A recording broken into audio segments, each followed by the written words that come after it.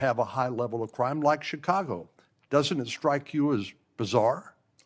Senator Cornyn, I don't understand it either, because we've been working hand in hand right here in D.C. with Mayor Bowser. She has been an incredible partner at making D.C. safe again. We've been working with her. We've been working with the police chief. We've been working with their staff, and the numbers speak for themselves. 3,156 arrests, 294 illegal guns seized. I think the number's probably higher today. Carjackings down 87%, violent crime down 45%. Right here in the nation's capital. I've been out there countless times before they go out on the streets, and I'm watching the DC Metro Police. I'm watching them with the Transit Authority Police, who of course keep our metros safe. I'm watching them with our DEA, FBI, ATF, U.S. Marshals, Treasury agents, and HHS has even provided doctors out there to help the team. And what they are, they're a team, and they are working hand in hand. If you couldn't see their shirts on their insignia, you wouldn't know what agency they were with. I've truly never seen a partnership like that in my career, and it's working together, and that's what Illinois is refusing to do. And I wish these senators, I wish Senator Durbin would condemn the governor of Illinois and have him work with us like we're doing now in Memphis. We have the governor of Memphis. We have our two great U.S. senators in Memphis. We have the mayor of Memphis, the same, the chief, working hand in hand there. Last week, maybe the week before last, I lose track of the days, we had the head of the Metropolitan Police Union for the District of Columbia here, and I asked him about violent crime in our communities. And I asked him whether there was a straight line from the open border policies of the Biden administration, which helped facilitate the cartels from exporting their poison to the United States, only to then find it distributed by criminal gangs who then engage in violence in our communities like Chicago to protect their territory and the profits that go along with that illegal drug trafficking.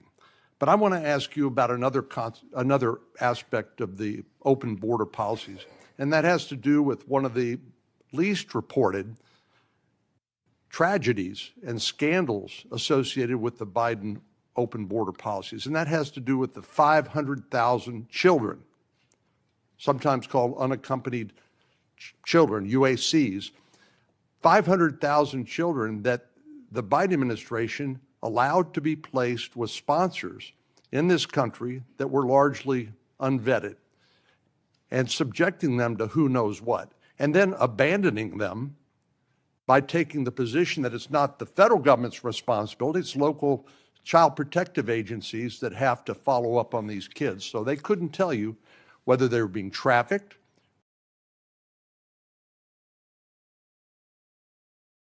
health care that they need. They couldn't tell you because they didn't care. So I know that President Trump's administration, the Department of Justice in particular, has located 22,000 of these 500,000 children. Could you talk to us a little bit about your efforts to rescue these children that had been abandoned by the Biden administration? Yes, and Senator, thank you for asking that question. President Trump cares deeply about our children of this country and children from around the world. This is horrific what has been happening in our country. Law enforcement has arrested approximately 458. Now, what these sponsors are, they lie to ORR, many of them, to have an unaccompanied alien child. Some of them later exploit and abuse these children. They're not parents, they're not guardians. They're coming into this country, they were coming into this country without any ramification across the Mexican border until Donald Trump became president again, and that's when it stopped.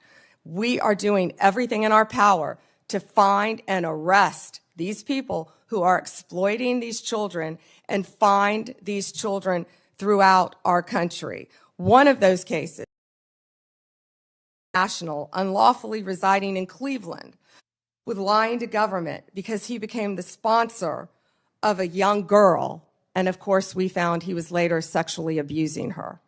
That's one of many cases, Senator Cornyn, that I can talk about. And Donald Trump will not rest until all of these sponsors are found and these children are found and protected. Thank you. Senator Klobuchar, you're recognized. Thank you. Attorney General Bondi, good morning.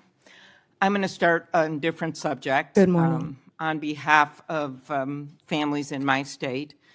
And I wanted to thank the FBI and the local justice officials in Minnesota, the U.S. Attorney's Office, for the work that they did catching the murder, in the horrific murder of my friend, Speaker Melissa Hortman, and her husband, and the shooting of Senator John Hoffman.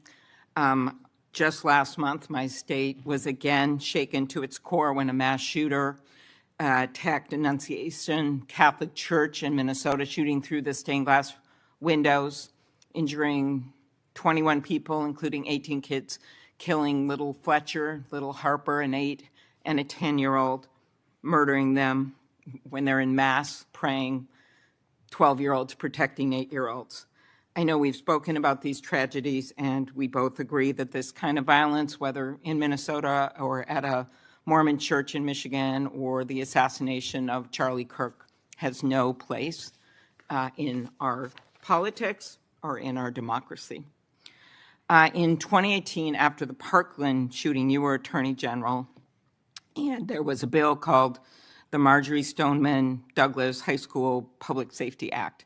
And the bill banned bump stocks, enacted red flag laws, and raised the minimum age to purchase a firearm in Florida from 18 to 21. And you actually defended the law in court from a challenge from the NRA.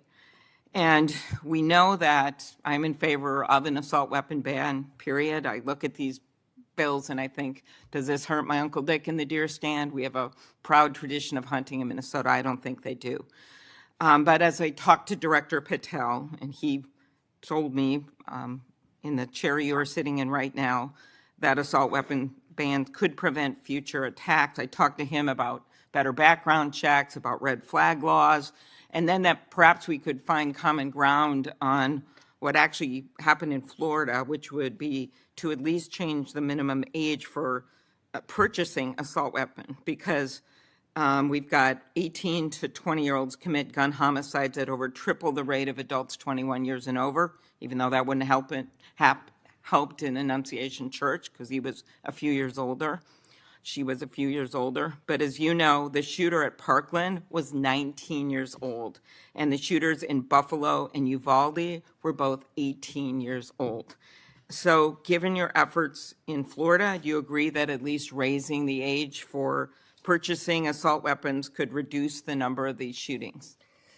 Senator, first, that's pending litigation, and I can't discuss that at all. The 21 is pending litigation. I cannot discuss In that. Florida? But if I could go back I really the didn't know 21 this. age is pending litigation. I can't discuss that. But Senator, back to what you said about what happened in Minnesota, there is no place for that. And I believe I spoke to you after that horrific, those murders. And I'm so sorry that happened. And all of my federal agencies were partnering with state agencies, working hand in hand in Minnesota. What I can tell you about the Second Amendment is this is the most pro-Second Amendment DOJ in American history, as you know. But we want to keep guns, as you said, where they should be, in the hands of law-abiding American citizens, while keeping them out of the hands of criminals and gangs. Since January 20th, the ATF and FBI have seized more than 30,000 illegal guns. I have 10 minutes. 30,000. You have Senator given these Klobuchar. statistics, and I truly appreciate those statistics. But what I was just trying to get at was something where maybe we could find common ground on a bill that you actually defended in court in a state, which Director Patel seemed open to, and that was looking at could we at least raise the age to 21 of the purchase of an assault weapon federally while states look at banning these weapons overall, given these little babies that this gun is used to kill. So we can talk about it later, but that was my question, and you don't want to answer it. No, it's pending litigation, Senator. Okay, but your views on this is not pending litigation. So I want to get to the independence of the Justice Department. At your nomination hearing, I specifically asked you to provide assurance to every member of this committee that the Justice Department will only follow the facts and the law, and the White House will play no role in the cases investigated or brought. You stated in response, this was you, politics will not play a part in my decisions. And you also said the Justice Department must be independent and must act independently. Do you believe that you have upheld that commitment? I absolutely have upheld that commitment, Senator. I pledged that I would end the weaponization also of the Justice Department, and that America would once again have a one-tier system of justice for all. And that is what we are doing in this country. We saw this with the president directing an investigation prosecution of Chris Krebs, the former head of cybersecurity, Lisa Cook, who is a current governor of the Federal Reserve, Director Comey. And the president, and I know you have said that you will not discuss discussions you've had with the president about Comey. Is that correct? That you won't testify here about that? Because I was going to ask you if you received advice, instruction, or request from anyone at the White House to direct the department to engage in any investigations, prosecutorial actions, including decisions not to investigate or prosecute anyone. I'm not going to discuss any conversations. But then how about the Truth Social post on September 20th, 2025, in which the president said, we can't delay any longer, Pam, using your name, not bringing criminal charges, are killing our reputation, his words, and credibility. And then goes on to tell you to prosecute a member of this committee, to prosecute the Attorney General of New York, and to prosecute James Comey.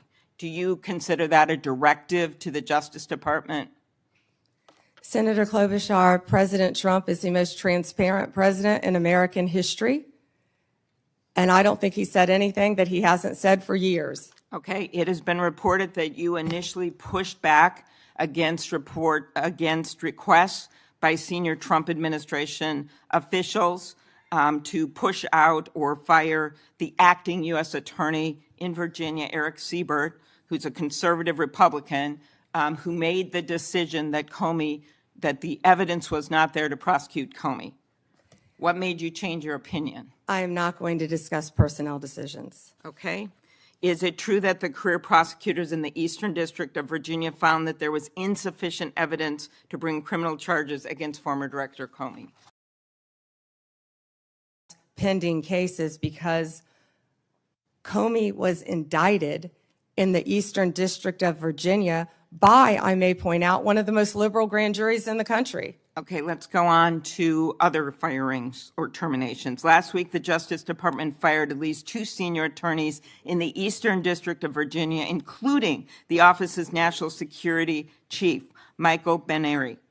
It is reported that his firing came following criticism from a right-wing social media commentator who wrote, "One can only assume he was part of the internal resistance in the Comey indictment." In fact, he did not work on the Comey case. Instead, he was working on pursuing justice for service members killed in Afghanistan.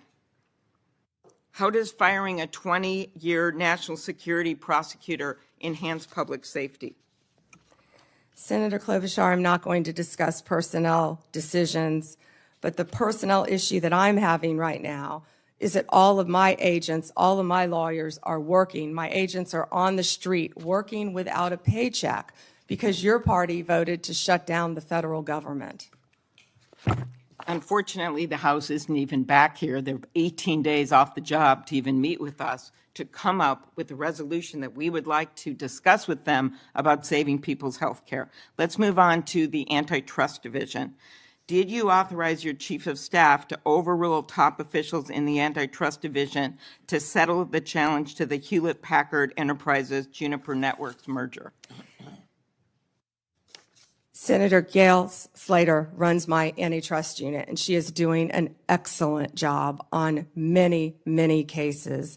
As you know, that is a pending case. Okay. In any merger, just to clarify, in any merger, Senator, there is a deal struck with our office and with the corporations involved, but then that also goes to a court to certify in any merger. In any merger, it's a multi-step process. Okay, I and will that ask some process further is still pending, questions Senator about Klobuchar. antitrust. I just had one other thing. DOJ can now take the extraordinary step of Time's subpoenaing expired. journalists. Has the Justice Department issued any subpoenas to journalists under the updated guidance? Time is expired. Okay, I'll ask those on the record. You may respond, Ms. Bondi. You can respond, she said. Oh.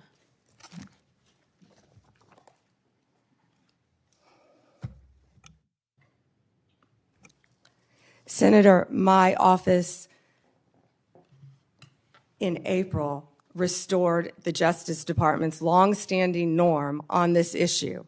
It was AG Garland who had deviated on the media investigations policy, allowing self-identified journalists using this self-serving status as a shield against being held accountable for endangering our nation's security.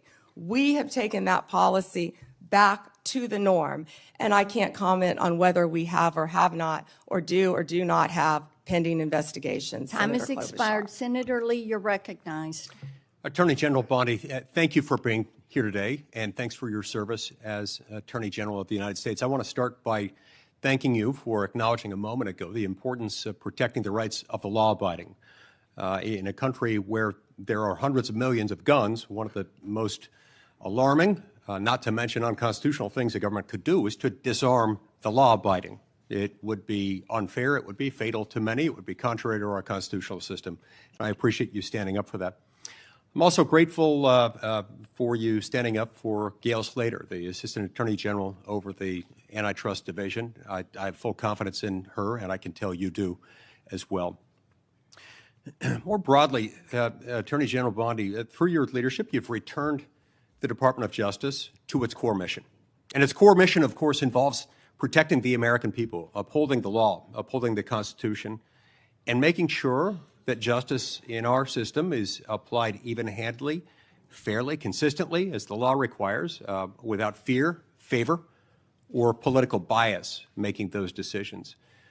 With you as Attorney General at the helm of this great department, the Department of Justice has strengthened its efforts to secure our borders against what has been an unprecedented influx of illegal immigration. It's disrupted sophisticated networks of criminals, including people who profit immensely and have profited over the last 5 years, roughly, from a massive human trafficking and drug smuggling operation. And it also just demonstrated an unwavering commitment to the safety of American citizens. Your work has sent a clear message to criminal organizations and to criminally minded people everywhere, foreign and domestic. The rule of law in the United States will be enforced, and those who prey on the vulnerable will face especially swift and unpleasant consequences. I'd also like to commend you and FBI Director Kash Patel, Deputy Director Dan Bongino for your collaboration with state and local law enforcement in my home state of Utah in assisting with the prompt apprehension of the shooter in the tragic assassination of Charlie Kirk just a few weeks ago at Utah Valley University. Your leadership has helped reaffirm that the Department of Justice exists to preserve the rule of law, to protect the peace, the safety of the American people, and ensure that our constitutional republic endures for many generations to come. Now, due to the open border policies that we had in the previous administration, a number of individuals, a number that is unknown and unknowable, but that is estimated to be in the many millions, somewhat estimated at the low end, be in the 10 million range. Others say more like 15. Others say it's more than that. But this unknown and unknowable number of individuals came across our border illegally. And an unknown number or percentage of those people are individuals who pose significant security risks, including some who were suspected terrorists. They were all allowed to enter the United States without proper vetting, in many cases without any vetting at all. What progress have you made so far, Attorney General Bondi, in solving some of those issues related to the illegal immigration of an estimated 10, 15 million, maybe more, over the last 4 years? Senator Lee, we are working hand in hand with Kristi Noem, of course, the Director of Homeland Security. She has been doing an incredible job. All of our agencies are working in partnership with them at the direction of President Trump. He ran on the promise of making America safe and closing our borders, and that's what he did on day one. He has also declared many of these transnational gangs as terrorist organizations, which is exactly what they are. They have been coming into our country from Mexico, from Venezuela, from other countries. They have been setting up shop right in our country. They are narco-terrorists, and it is going to stop, and it is stopping under his watch. Our task forces are working hand in hand with Homeland Security. Director Patel, Deputy Director Bongino have been going nonstop to make America safe again. That's not just a slogan. That's protecting everyone in this room. That's what we're doing as a country. We don't care if you live in Chicago. We don't care if you live in Florida. We don't care if you live in Utah. President Trump wants everyone to be safe, including right here in Washington, D.C., and that's what he's been doing. Not only that, Senator Lee, the surge, I'm sorry about my voice, the surge of drugs in this country has been horrific over the last 4 years. DEA they have seized 4,500 kilos of fentanyl powder and 50 million fentanyl pills, which I said earlier represents 370 million deadly doses of fentanyl.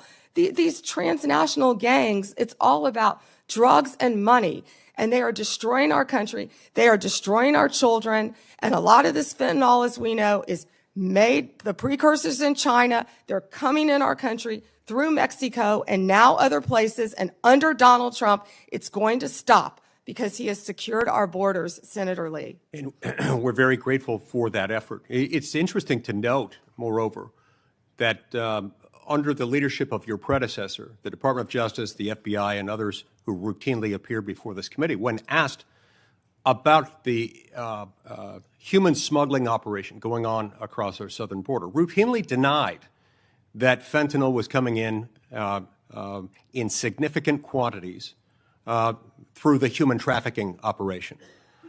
They stated never with any evidence, never with any ability to back it up, to prove this was the case, that these things were coming across the points of entry through vehicles, through trucks, and otherwise. We know that not to be true, and we appreciate your work in exposing that. Now, in recent months, going along with this law enforcement effort, there's been a disturbing trend. It's a disturbing trend that seems to be on the increase in recent days and weeks.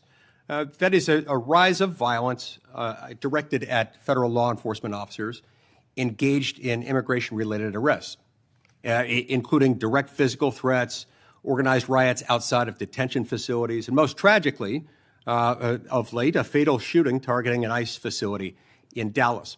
Then just yesterday, it was reported that a cartel member in Chicago put a bounty, that's right, a bounty, out there offering $2,000 on information about any ICE officer and $10,000 for those who kill an ICE officer. Now, keep in mind, this information is not for kicks and giggles. It is not for a game of Trivial Pursuit. That information, for which the cartel member would pay $2,000, is there so that others can kill an ICE officer and get $10,000. That's what that is. Can you discuss what protections are essential to ensuring the safety of ICE officers and their families, and why requirements to display personal information and prohibiting them from ever wearing any kind of covering would represent a totally unacceptable, indefensible risk to their public safety? Senator Lee, our federal agents have been doxxed, and many of you know what that means. It has happened to you on both sides of the aisle. Our federal agents' lives have been threatened. We spoke with Apple and Google to get the ICE Block app taken down. That was reckless and criminal in that people were posting where ICE officers lived. We worked with both Apple and Google to take that down. It's stunning, I would add here, that it took as much work as it did by you to get them to take that down. Remember, in the days following January 6th, they took down all kinds of things, including a social media app called Parler, based on very thin evidence that was later largely rebutted, suggesting that people had been manipulating Parler in order to plan the January 6th attack. That wasn't true, and they took it down. I'm glad they have taken this Block ICE app down, but it's a shame that it took as long as it did, and as much work on your part to get them to take it down. I will tell you they were cooperative, and to correct myself, it was where they were going, the jobs they were doing. And that's what's been happening, because hundreds of organized rioters, Senator Lee, are showing up where our ICE officers are. And as you know, they have fireworks, they have gas masks. You know, they don't want our officers to be protected with their identity, yet they're wearing gas masks, they're wearing goggles. And they're So it's okay ramming for them cars. to be safe. It's okay for Antifa to be safe. It's okay for those doing the bidding of international violent drug cartels to be safe. But heaven forbid our ICE officers should be safe. Thank you, Senator Lee. Time has expired. Senator Coons, you're recognized. Thank you, Senator Blackburn, and thank you to the committee for holding this oversight hearing. And Attorney General Bondi, thank you for your service and for being with us. I want to start with an area where I think we have a lot to agree on. In May, your Bureau of Prisons issued a directive to expand the availability of home confinement. The directive said it was rooted in the principle of smart, fair criminal justice reform, and explained that smart reform and public safety can go hand in hand, and that second chances are not just possible, they're necessary for a justice system worthy of the American people. There's more to do to implement this directive, but I appreciated the BOP's recognition of these principles. Could you briefly speak further about the work BOP Director Marshall and Deputy Director Smith, himself a former inmate, are doing with regard to reform, and what opportunities you see for us to do more? Thank you, Senator Coons. And you have been a champion of that, and we believe in second chances. As a career prosecutor, I know that most people, even violent criminals, are going to be locked up and then they're going to be released. And that's why we need everyone to be a productive member of society. I believe in halfway houses, and that's part of what the First Step Act did. It gives people a second chance at life. And that's what Billy Marshall and Josh Smith have been doing, working hand in hand at the Bureau of Prisons. I talk to them constantly, and they are working so hard. In fact, they inherited a dysfunctional and neglected agency, and they are taking, despite more than $450 million being appropriated between 2019 and 2024, we found that funds had been diverted away from the Department of the Prisons, the Bureau of Prisons.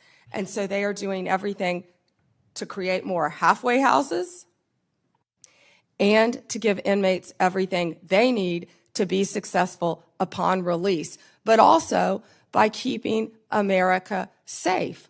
And I just learned from Billy Marshall, we just made an incredible case that someone, I believe the case was in Texas, one of our federal prisons, no one was monitoring this. And there was someone who was caught with a drone dropping off recently cell phones, Yep. paraphernalia, Let me follow up on that point, if I might, Attorney many General. things that could cause violence within our prisons and allow criminal cartel networks to function within our federal prisons. And that's what a lot of this money is going for, to make our prisons safe within and so these criminals cannot function while they are in prison. But one good thing I can also add is we have given inmates, I think we've over doubled the amount of minutes they can have on their phones so they can talk to their family members, because we believe that is important. One of the challenges federal probation officers face is massive caseloads. And I am about to introduce, hopefully reintroduce soon, a bill with Senator Lee that would improve our federal supervised release system by focusing resources on those who really need to be supervised and providing incentives to reduce oversight of those who've really made progress and who've changed the direction of their lives. It is broadly supported by law enforcement and a variety of policy groups, and I'd love to work with you on that, Madam Attorney General. Yeah, Senator, can I just add, because I just got the numbers. So what we have is $8.7 billion for the Bureau of Prisons, and what that does is it adds 587 correctional officers to help with the things that we just discussed. $95 million for new hires. We have to recruit and we have to retain. We know that's a really tough job to be a corrections officer. And that's why Josh Smith is such a valuable part of that team with Billy Marshall. And I would welcome working with you on that. And President Trump is the one who signed the First Step Act because he believes in second chances. We all do. Thank you, Senator Coons, for that question. One of the things I have been concerned, even upset about, is how early in this administration, at the behest of DOJ, the department cut hundreds of grants totaling hundreds of millions of dollars, many of which serve critical public safety needs, supporting victims, assisting with reentry, violence prevention, including in my own home state. This was literally defunding the police. And I have some concern assigning thousands of agents and prosecutors away from drugs, firearms, corruption, violent crime to help ICE arrest people without criminal records. You've indicated a willingness to review any grant that a member of Congress has concerns about, and noted a number of them have been restored on appeal. And I appreciate that willingness to admit some misjudgments or mistakes in some of the many grants that were canceled. But can you assure us this process is going to be fixed going forward so better decisions are made at the start and not just after appeals? And can you assure us that we are not leaving doors wide open for crime and criminality in our communities and over-focusing on arrest and deportation of those without criminal records? Yes, Senator, thank you for that question. And as I said earlier, we are reviewing all the grants, and I believe we have, turned some back on for senators who have called. It doesn't matter what state you're from. If it's a law enforcement grant, if it's protecting victims, let us know and we will work with you. And I'm not sure if we have done any in your state yet, but I would be happy to work with you on that. What I can tell you is there have been, out of the 5,800 discretionary grants that were reviewed, only 376 around the country, 7% were terminated. 225 of the grant recipients have appealed that termination. And so far, we've turned back on 18 of those. 17 appeals have been denied, and the rest are being actively reviewed. If any of you know of any of those that you believe should be turned back on, call me. We don't want to jeopardize anything that's hurting. Please do. And Senator, to go to what you said about the FBI and my federal agencies and being pulled to work on immigration cases, they're working hand in hand because we believe that, we have ICE officers out there, as we just discussed. I don't want to repeat that, who are being harmed. We're going to work with them, and I've directed all of my law enforcement agencies to work with ICE to make sure they're safe in Chicago, to make sure they're safe in Memphis, to make sure they're safe right here in Washington, D.C., but also at President Trump's direction. We are not stopping the core function of what we're doing, and that is fighting violent crime. And I think Director Patel made that very clear with all of the arrests that our FBI have been making on violent criminals. And, there's so much that we can't talk about here, but if any of you are on the Intel Committee, we are fighting terrorists around this country every single day. Our lawyers are shut down right now. They're not getting paid, but crime is not stopping. They are working around the clock to not only keep our country safe, Senator, but to keep our world safe. And they will Madam Attorney continue General, to I do think, that. I think all of us hate that there's a shutdown and its impact on the federal workforce, and are working to find a way out of this shutdown, but one that will also restore cuts to health care. We could spend a lot of time on that, but let's focus on, if I could, two more questions related to your service as the Attorney General. The government's asserting the authority to summarily kill people. It says our cartel members through military strikes against boats on the open ocean in the Caribbean.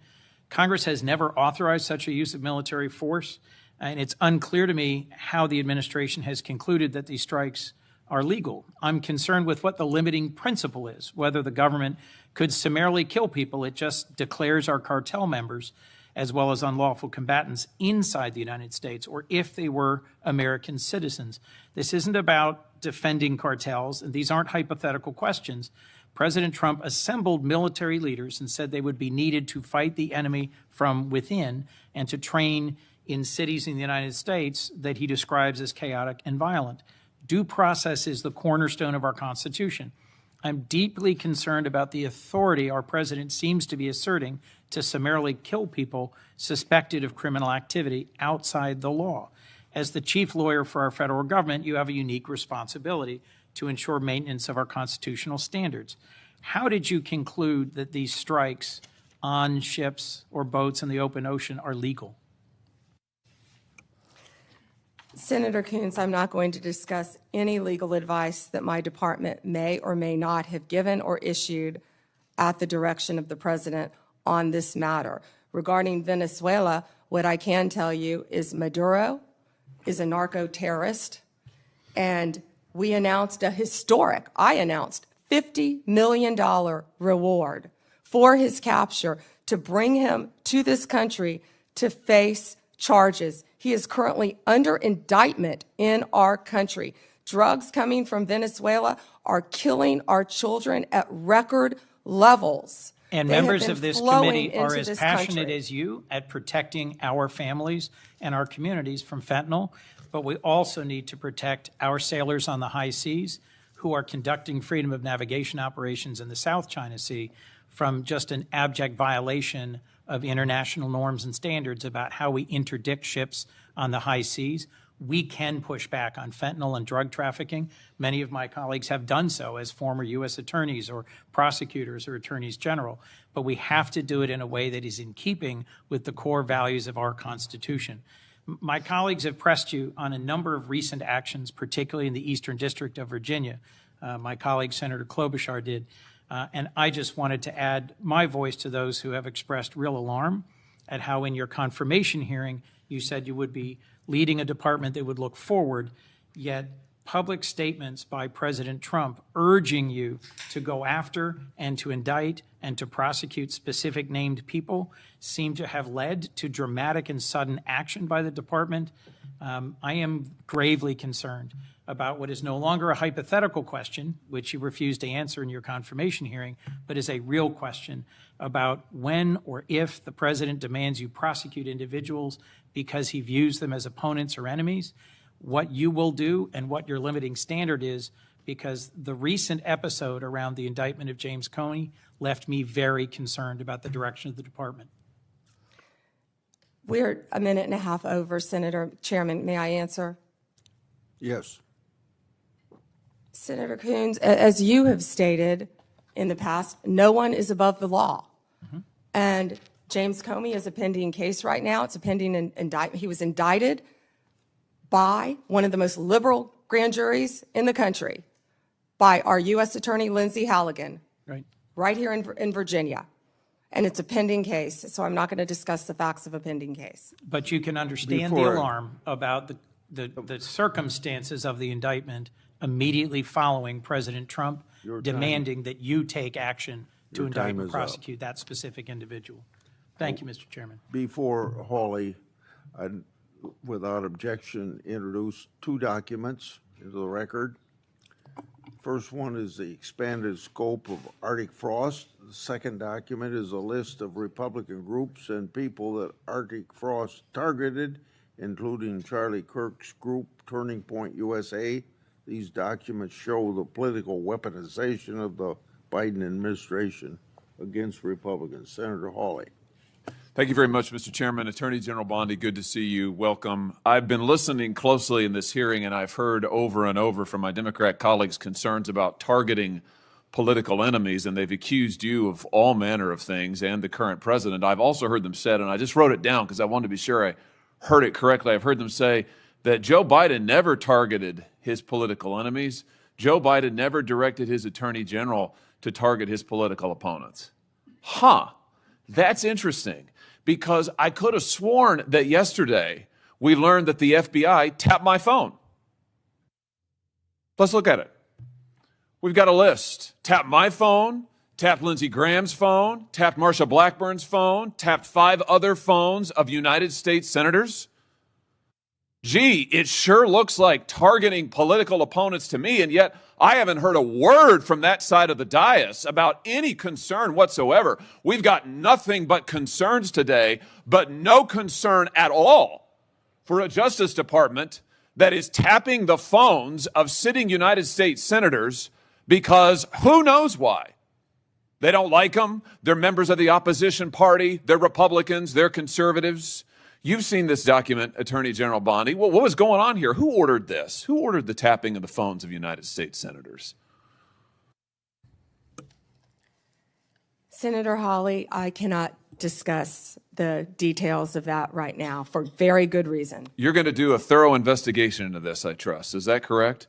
We will be looking at all aspects of this, and I have talked to Director Patel at length about And this. you're going to figure out who was involved in this, who signed off on it, who knew about it. You're going to get to the bottom of all of it. Is it correct? Yes, and I've spoken to Director Patel about it, and he is committed to doing this. Well, I can tell you, we already know many of the details. We already know that this was ordered by the special prosecutor, Jack Smith, who reported directly to the Attorney General of the United States, Merrick Garland. And we know that Jack Smith was on his witch hunt because he was directed to do so by the President of the United States, Joe Biden. Let's just remember. Let's take a walk down memory lane. April 2nd, 2022, the New York Times. Garland faces growing pressure. The Times says as recently as late last year, that would have been 2021, Mr. Biden confided to his inner circle he believed former President Trump was a threat to democracy and should be prosecuted. It goes on to say that Biden was frustrated with Garland and wanted him to take decisive action against Trump. Here's what we're talking about. Trump, of course, was a private citizen at the time. So he appoints his own hitman, Jack Smith, who goes after the president, former president, who goes after members of this body. You know, the thing about it, though, that really strikes me is that it didn't stop with members of the United States Senate. Did it, Attorney General Bondi? It didn't stop here at all. I mean, just as egregious, maybe more so than tapping the phones of U.S. senators, is this memo that I know you've seen before. Let's just look at it again. This is an FBI memo from the same time period, I might add, from the same time period, in which the Federal Bureau of Investigation attempts to recruit informants into Catholic parishes in this country. So here you have an administration that is activating the FBI against its political opponents and tapping the phones of United States senators. Can I just say that again for my colleagues, for the benefit of my colleagues on the other side of the dais? Tapping the phones of United States senators. This isn't hypothetical. This isn't maybe what will you do in the future. This isn't, oh, gee, can you imagine a situation? This happened. This happened. And this happened, the targeting of Catholics in this country because Joe Biden and his FBI didn't like Catholics who went to a certain kind of mass. I mean, good God in heaven, what is happening to this country? What happened under Joe Biden? Or then how about this, the infamous school board memo, where Merrick Garland, at the direction of the White House, issued a memo activating the FBI's counterterrorism division against parents who attended school board meetings and had the temerity to ask what their kids were being taught. And some of those parents were treated like this. Let's just remember. Let's remember how parents were treated. Treated like this man. That's right. A parent at a school board meeting, I think in Virginia, who was drug out of the school board meeting. He's bloodied there. You can see it. And what was the response of Joe Biden's DOJ and FBI? It was to issue a memorandum saying that people like this ought to be investigated by the counterterrorism unit. And unbelievably, they were. They were. Or how about this? Let's remember Mark Houck and the pro-lifers who were prosecuted for what? For going to a clinic, an abortion clinic, and praying on a sidewalk outside the abortion clinic. This is Mark Houck and his beautiful family at Mass. This man, at the direction of Joe Biden's FBI, this man had an FBI SWAT team come to his door in the early morning hours with his beautiful children there, terrorizing them with weapons drawn. He was then arrested and prosecuted. Unfortunately, a jury acquitted him. This is what was happening under Joe Biden. United States senators spied upon. Former presidents, the political opponents of the president at the time, targeted, prosecuted. Pro-lifers, targeted, prosecuted. Catholics, targeted, prosecuted. 92 conservative organizations put under surveillance, targeted for potential prosecution. Gee, I don't know. Would you call that an example of weaponization, Attorney General Bondi? Do you think that's a fair characterization? Senator Hawley, that is the ultimate weaponization. And weaponization under Donald Trump has ended. It has ended. Harmeet Dillon is running our civil rights unit, and she is doing an incredible job. No longer will parents be targeted. No longer will parents who care about whether their elementary school children have to read a transgender book be targeted and told they cannot have any say in their child's education. That has ended under this administration. Worship freely, whether they're Catholics at synagogues or Muslims. Everyone can worship freely. That was the ultimate weaponization. They were targeting Catholics. No longer. They have been targeting so many American citizens throughout this country. And Senator Hawley, you have been a champion of this, and thank you for being a champion of that. But under Donald Trump's watch, it has ended. You know, I think about some of the abuses of power in this country's history, and there's been, sadly, a lot of them by members of the executive branch over the years, whether it's Watergate, whether it's what J. Edgar Hoover did in his time at the FBI, spying on many public figures, RFK, MLK, JFK, you name it. And I just have to say, what we now know happened in the last 4 years under this administration surpasses all of that. It surpasses all of it. Not just for the interference in the legislative branch, not just for the blatant disregard for the separation of powers, not just for the blatant disregard for the First Amendment, but for the targeting of ordinary American citizens who can't afford lawyers, who can't afford to mount a defense, who when the FBI knocks at their door or comes with the SWAT team, they don't know what to do. It is absolutely a disgrace. It is a stain on the history of this country and on the conscience of this country, what this administration did in the last 4 years. So here's what I think needs to happen. Madam Attorney General, I think we need a special prosecutor to be appointed whose sole responsibility will be to get to the bottom of what has happened in every instance that I have just named. I think we need to know exactly who approved the wiretaps on United States senators, who knew about it, what agents were involved at DOJ or the FBI. I think we need to know exactly who signed off on the Catholic memo, the spying memo, who was involved with it, how far did it go. I think we need to know exactly who authorized the prosecution of Mark Houck, who terrorized pro-lifers and tried to intimidate them. I think we need to know that, Mr. Chairman, this committee needs to do oversight hearings. We need to have thorough hearings into what has happened these last 4 years and this abuse that has now just been uncovered, because we have to ensure that it stops. As you just said, Attorney General Bondi, we have to ensure that it stops. This chapter in American history needs to come to a close, never to be opened again. The use of the most powerful law enforcement bodies in the world against ordinary citizens and political opponents must end once and for all. And we have a chance to do it, and it needs to be done with a thorough investigation, full transparency. And those who violated laws need to be prosecuted. I thank you for what you're doing, Attorney General Bondi. I hope that you will launch a thorough investigation. I hope you'll appoint a special prosecutor. Mr. Chairman, I hope we'll hold hearings. And with that, I yield. Yeah. Before I call on Blumenthal, I want to, without objection, introduce into the record a document that General Bondi helped to declassify. The document is a Ray Congress or never suffered consequences for advancing this phony Trump Russian narrative and attempting to cover up her involvement in the hoax with false statements. Yet time and again, the American justice system has been weaponized against President Trump and his associates, and I've already talked about Peter Navarro in regard to that. The DOJ's inaction on Nellie Ohr's criminal referral, despite the obvious incriminating evidence provided in the FBI's own analysis, undermines public trust of the rule of law thanks to Director Wray's utter failure. Senator Blumenthal. Thanks, Mr. Chairman.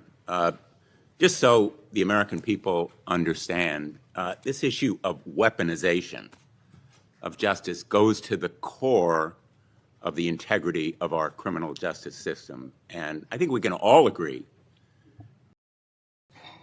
no individual, no group should be targeted simply because they are a political opponent or because the President of the United States toward them. You've just said that President Trump is the most transparent president in history, tragically and chillingly. You may be right when it comes to criminal justice, because far from ending weaponization of justice, I would submit, Madam Attorney General, that President Trump has embodied it. And we have a record. It is a public record of his express instructions that certain individuals be investigated. The Attorney General of New York, Tish James, my colleague Adam Schiff, the former CISA director, Chris Krebs, the DHS former Chief of Staff, Miles Taylor. There's a list. And he has been transparent. In fact, 5 days before the indictment of James Comey, he put this post up as instructions to you. He didn't mince words. He was very open and public that you should indict James Comey and others because they are guilty as hell. No more delay now. 5 days before you indicted, or a grand jury at your instructions indicted James Comey. I'd like to know from you what conversations you've had with President Trump about the indictment of James Comey.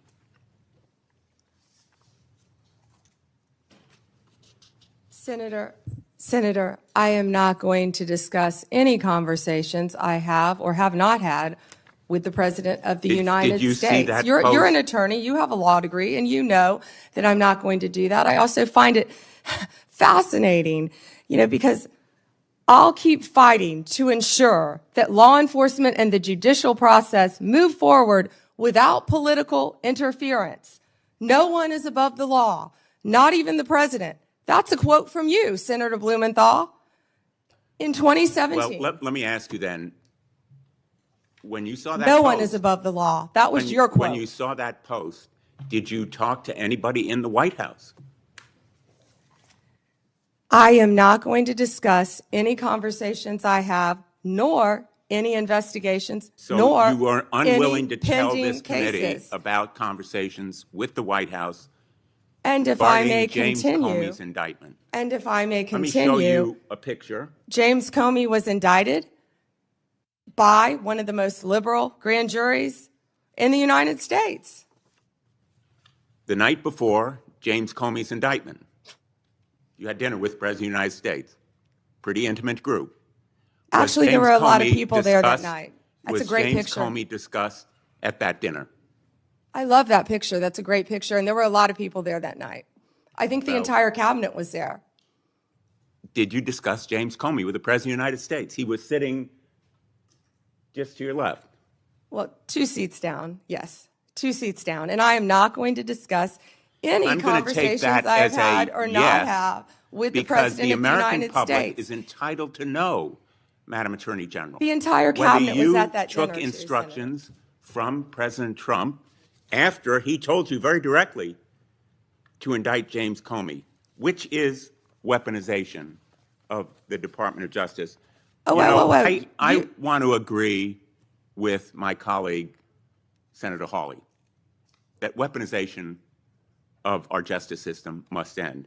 That's the reason that I propose legislation, and I challenge him and my colleagues on the other side of the aisle to join me in legislation that would create a statutory right of action for people who are selectively or maliciously prosecuted for political reasons. It would codify your manual, the Department of Justice manual, on political prohibitions against political considerations in charging decisions, and prohibit the White House from intervening, President Trump and any other president from intervening in charging decisions. It would make reforms to the grand jury process. You've just said this grand jury was liberal. We should reform the grand jury process to ensure that the government is not abusing its power and authority, and it will require transparency and accountability reforms at DOJ so that you will and other attorneys general be held accountable for these kinds of decisions. Will you join me in supporting that kind of reform? Senator Blumenthal, I find it so interesting that you didn't bring any of this up during President Biden's administration when he was doing everything to protect Hunter Biden, his son. And I think you just saw what Director Radcliffe just released. You know, this is an effort to be positive. If I can finish and answering the question, I'm not going to Madam yell Attorney over you. I'm not going to get in the gutter with you. But information that the Biden administration told them not to investigate Hunter Biden's involvement with Ukraine. I'm not going to be lectured to you about integrity topic, by and I'm hoping someone that you will review who these lied about being in the military just and to be support elected them. a senator. The merger between Hewlett-Packard Enterprises and Juniper Network was settled. You authorized the settlement. It was the subject of a lawsuit to block it. The settlement produced virtually no concessions from Hewlett-Packard.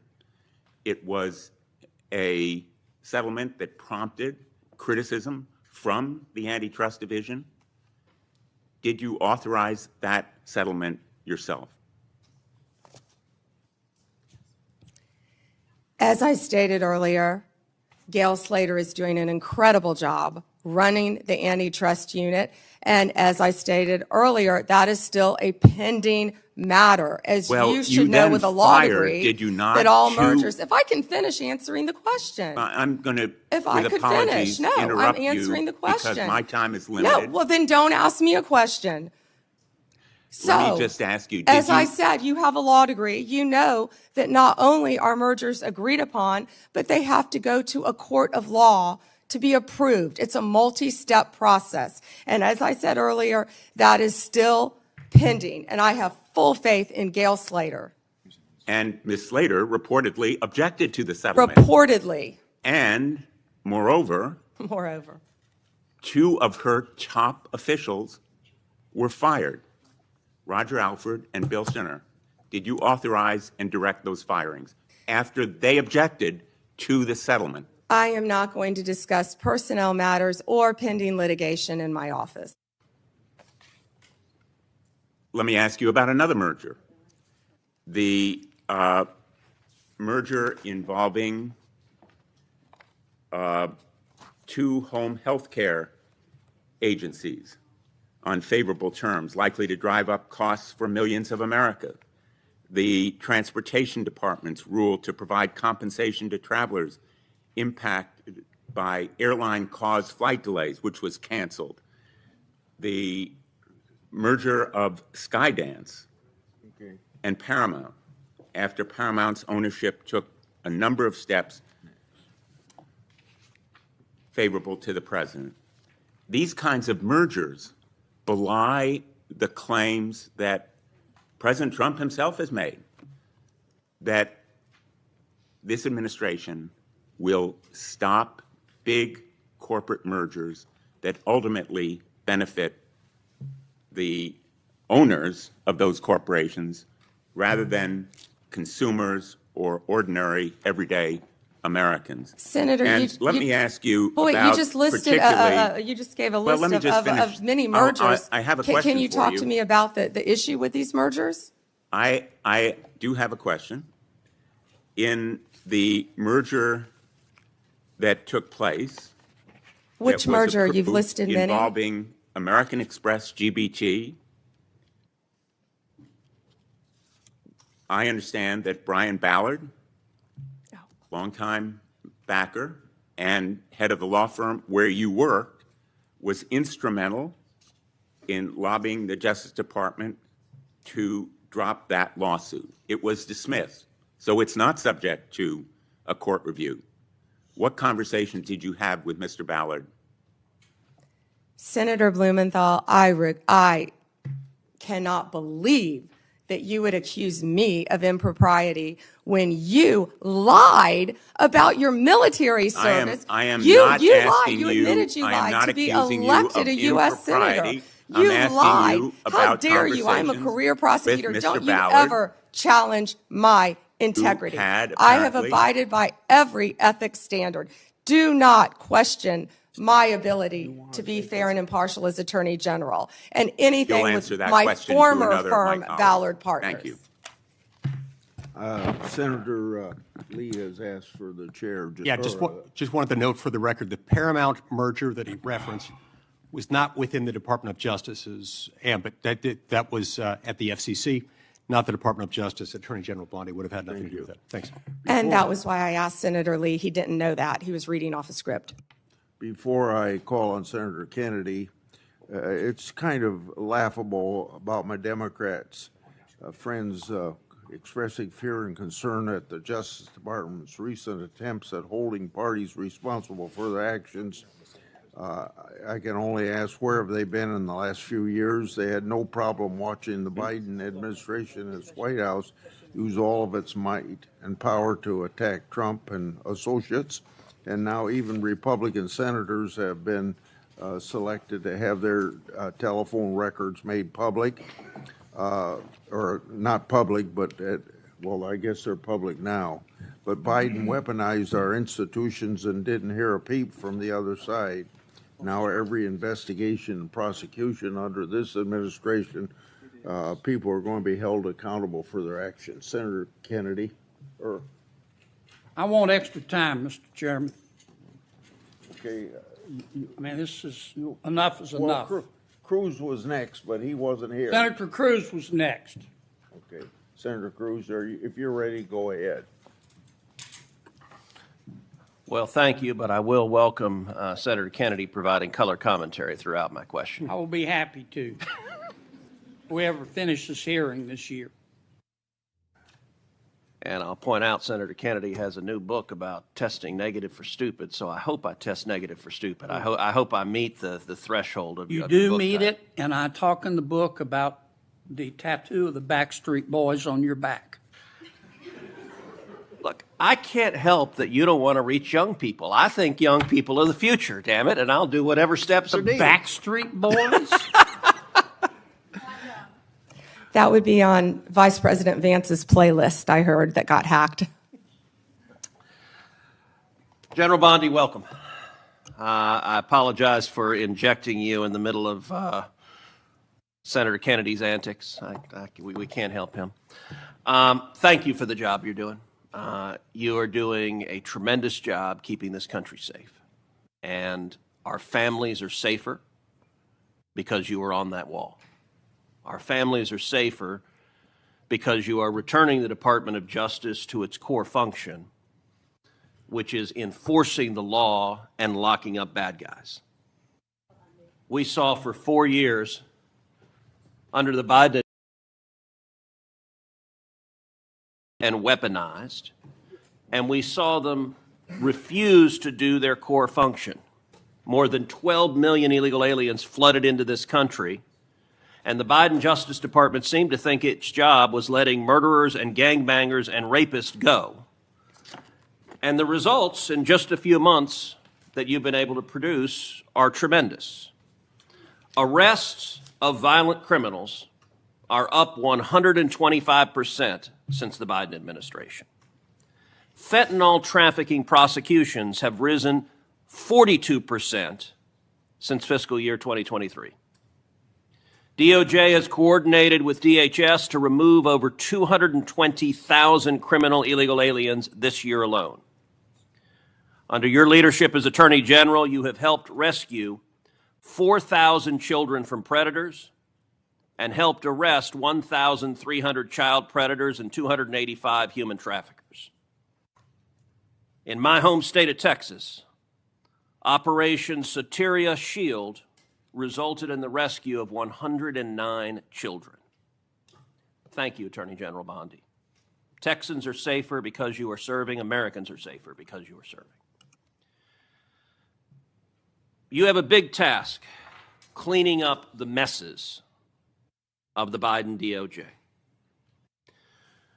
One of the most egregious failures of the Biden Justice Department was its refusal to protect judges and Supreme Court justices. As you know, in May of 2022, an unknown decision in Dobbs versus Jackson Women's Health Organization, the opinion that finally overturned Roe versus Wade. That leak was a crime. It was a theft of government property under 18 U.S.C. Section 641, and it was an unauthorized disclosure of confidential information under 18 U.S.C. Section 1905. General Bondi, do you agree that leaking that opinion was a criminal act? Senator, I can't discuss anything regarding that matter. That should answer your question. Well, I will say this. The leak occurred in 2022, so the 5-year statute of limitations has not expired. And I'm going to ask you, if it is not happening already, to direct the FBI to investigate and find the leaker. The leaker has not been exposed, the leaker has not been identified, and the FBI has far greater investigatory tools at its disposal than does the Marshal Service. And when it comes to defending the rule of law, when it comes to the integrity of our court system, having partisan law clerks, and I believe in all likelihood it is a law clerk who leaked it, leaking opinions designed to try to pressure the court politically is a gross subversion of the integrity of the court. And so I would ask you as Attorney General to direct the FBI to use every resource possible to investigate, to find the leaker, and when you identify the leaker, to prosecute the leaker for that criminal conduct. Thank you, Senator Cruz. All right, I want to turn, secondly, after that decision was leaked.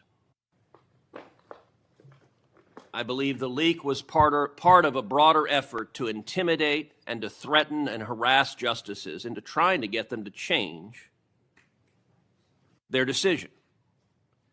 And we saw mobs assemble outside the homes of multiple justices.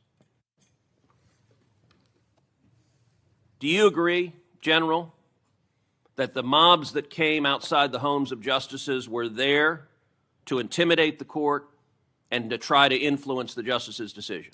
100%. Well, as you know, federal law, in particular 18 U.S.C. Section 1507, makes it a crime to picket or parade outside a judge's home, quote, with the intent of influencing that judge's decision. That statute is crystal clear. And I will point out, these protests happened in 2022. So just like the leak, the 5-year statute of limitations has not expired on these protests. But unfortunately, the Biden Department of Justice didn't give a damn about prosecuting this statute because President Biden and Merrick Garland and the political hacks at DOJ disagreed with the Supreme Court's decision in Dobbs and were perfectly fine turning a blind eye to violent protesters threatening the justices and their children. You may recall I questioned Attorney General Garland about this statute, and he admitted under oath that not a single protester had been prosecuted. And he blamed the Marshal Service. He said the problem was the marshals, quote, didn't make arrests. Well, subsequent documents told a different story. Internal training materials obtained reveals that the marshals were explicitly instructed not to arrest protesters under Section 1507. So the reason there was no arrest is because a political decision was made that we like what the protesters are protesting for, and we, the Department of Justice, are not going to protect the safety of justices. We're going to allow them to be victims of an intimidation and threatening campaign. Just as I asked you with regard to the Dobbs opinion, I would ask you to direct the FBI to review the footage of these protests, to review the evidence that exists in terms of who engaged in it, and will you commit that anyone who you can prove violated 18 U.S.C. Section 1507 will face consequences and face prosecution? Senator, we currently have 63 ongoing investigations involving judges and officials throughout this country. That scene that you're showing will not happen under my watch. It will not happen under Donald Trump's presidency. It doesn't matter if you're a liberal judge or a conservative judge or justice. That will not happen. Amen. And that point that General Bondi made is very important. I would be equally outraged if you had nuts in front of the liberal justices. I'd say arrest them and throw them in jail. Violence is unacceptable, regardless of whether I agree or disagree with your politics. And violence, particularly fueled by rhetoric by irresponsible politicians, violence can result. And tragically, it resulted in one deranged individual traveling from California to Maryland with the intention of murdering Justice Brett Kavanaugh. As you know well, this deranged individual was arrested outside the justice's house. He was arrested with a kill kit. He was arrested with a gun, with handcuffs, with duct tape, with zip ties, and with the intention of murdering Justice Kavanaugh, very possibly murdering Justice Kavanaugh's wife and two daughters, and potentially murdering two other Supreme Court justices. Senator Ronald. As you know, just this week, a left-wing Biden-appointed judge sentenced this attempted murderer, this attempted assassin, to just 8 years. The Department of Justice asked for 30 years. That's right. And that judge downward departed by 22 years. Why? Because this left-wing judge said that the attempted murderer was transgender. And because he identifies as transgender, apparently it's okay to try to kill a Supreme Court justice if your politics are sufficiently woke. Now, I know you have said the Department of Justice is going to appeal, and you absolutely should. I called this week, I believe this judge should be impeached because the judge has demonstrated she is completely unfit to be a federal judge. And what is your view of the justice of this sentence of just 8 years for the attempted murder of a Supreme Court justice? I was speaking with our prosecutor, Ms. Mal, who did an incredible job on this case. She did an incredible job. And yet, this judge gave 8 years. And the judge also would not refer to the defendant by his biological name, referred to him by the pronouns, and was concerned about the treatment that this individual would get regarding a sex change while in prison. And we are appealing that sentence. I immediately said we are appealing that sentence. Thank you. But my prosecutors did an incredible job on that case. And the judge wanted to put him in a women's prison. Before Senator. Not going to happen, excuse me, I'm sorry, Chairman. That's not going to happen in the Bureau of Prisons now. Before Senator Ronald, without objection, I'd like to introduce 3 FBI 1023 forms into the record. The first 1023 form I made public last Congress. This is the one that Director Patel said his predecessors did fully investigate. The second and third 1023 forms relate to the first in that they reference potential Biden family criminal conduct. Senator Johnson and I made these 2 public, and we simply want to know whether the government has investigated what it found, and if not, why not? Senator Ronald. Thank you, Mr. Chairman. Ms. Bondi, FISA Section 702 will expire in 6 months. In response to my questions for the record, at your confirmation hearing, you said you did not have experience with FISA, but if confirmed, you would consult with experts at DOJ. Now, you've had that opportunity. Do you support adding additional safeguards for searching Americans' communications in the 702 database? Senator, Section 702 is a vital source of foreign intelligence and instrumental in keeping Americans safe. We also take individuals' rights of Americans, their individual rights of all Americans, very seriously. And many statutory reforms to FISA have incorporate safeguards. They have to incorporate safeguards to protect our civil liberties. The Department of Justice looks forward to working with you to discuss anything regarding 702. Appreciate I believe that. my staff, and Senator, I also want to thank you for this hearing. Your staff met with my staff, and I greatly appreciate that. Thank you. We're going to be working on 702, so I appreciate the openness to further amending 702. At your confirmation hearing, you assured me that it is the Department of Justice's decision to determine what cases will be prosecuted.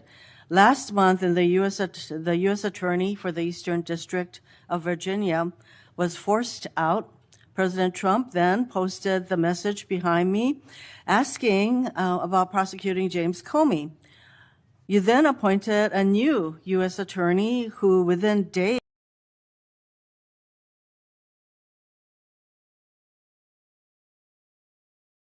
saying, what about Comey, was directed to Pam.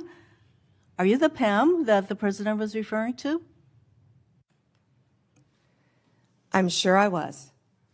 So it's very clear to me that when the president posts something like that he considers the DOJ to be his law firm and you his lawyer. And in fact, very shortly after the post to you, Comey gets indicted.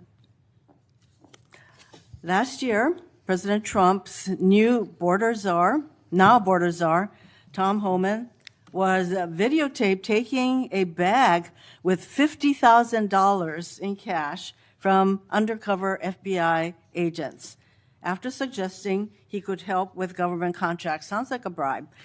2 weeks ago, DOJ officials reportedly shut down the bribery investigation into Mr. Homan.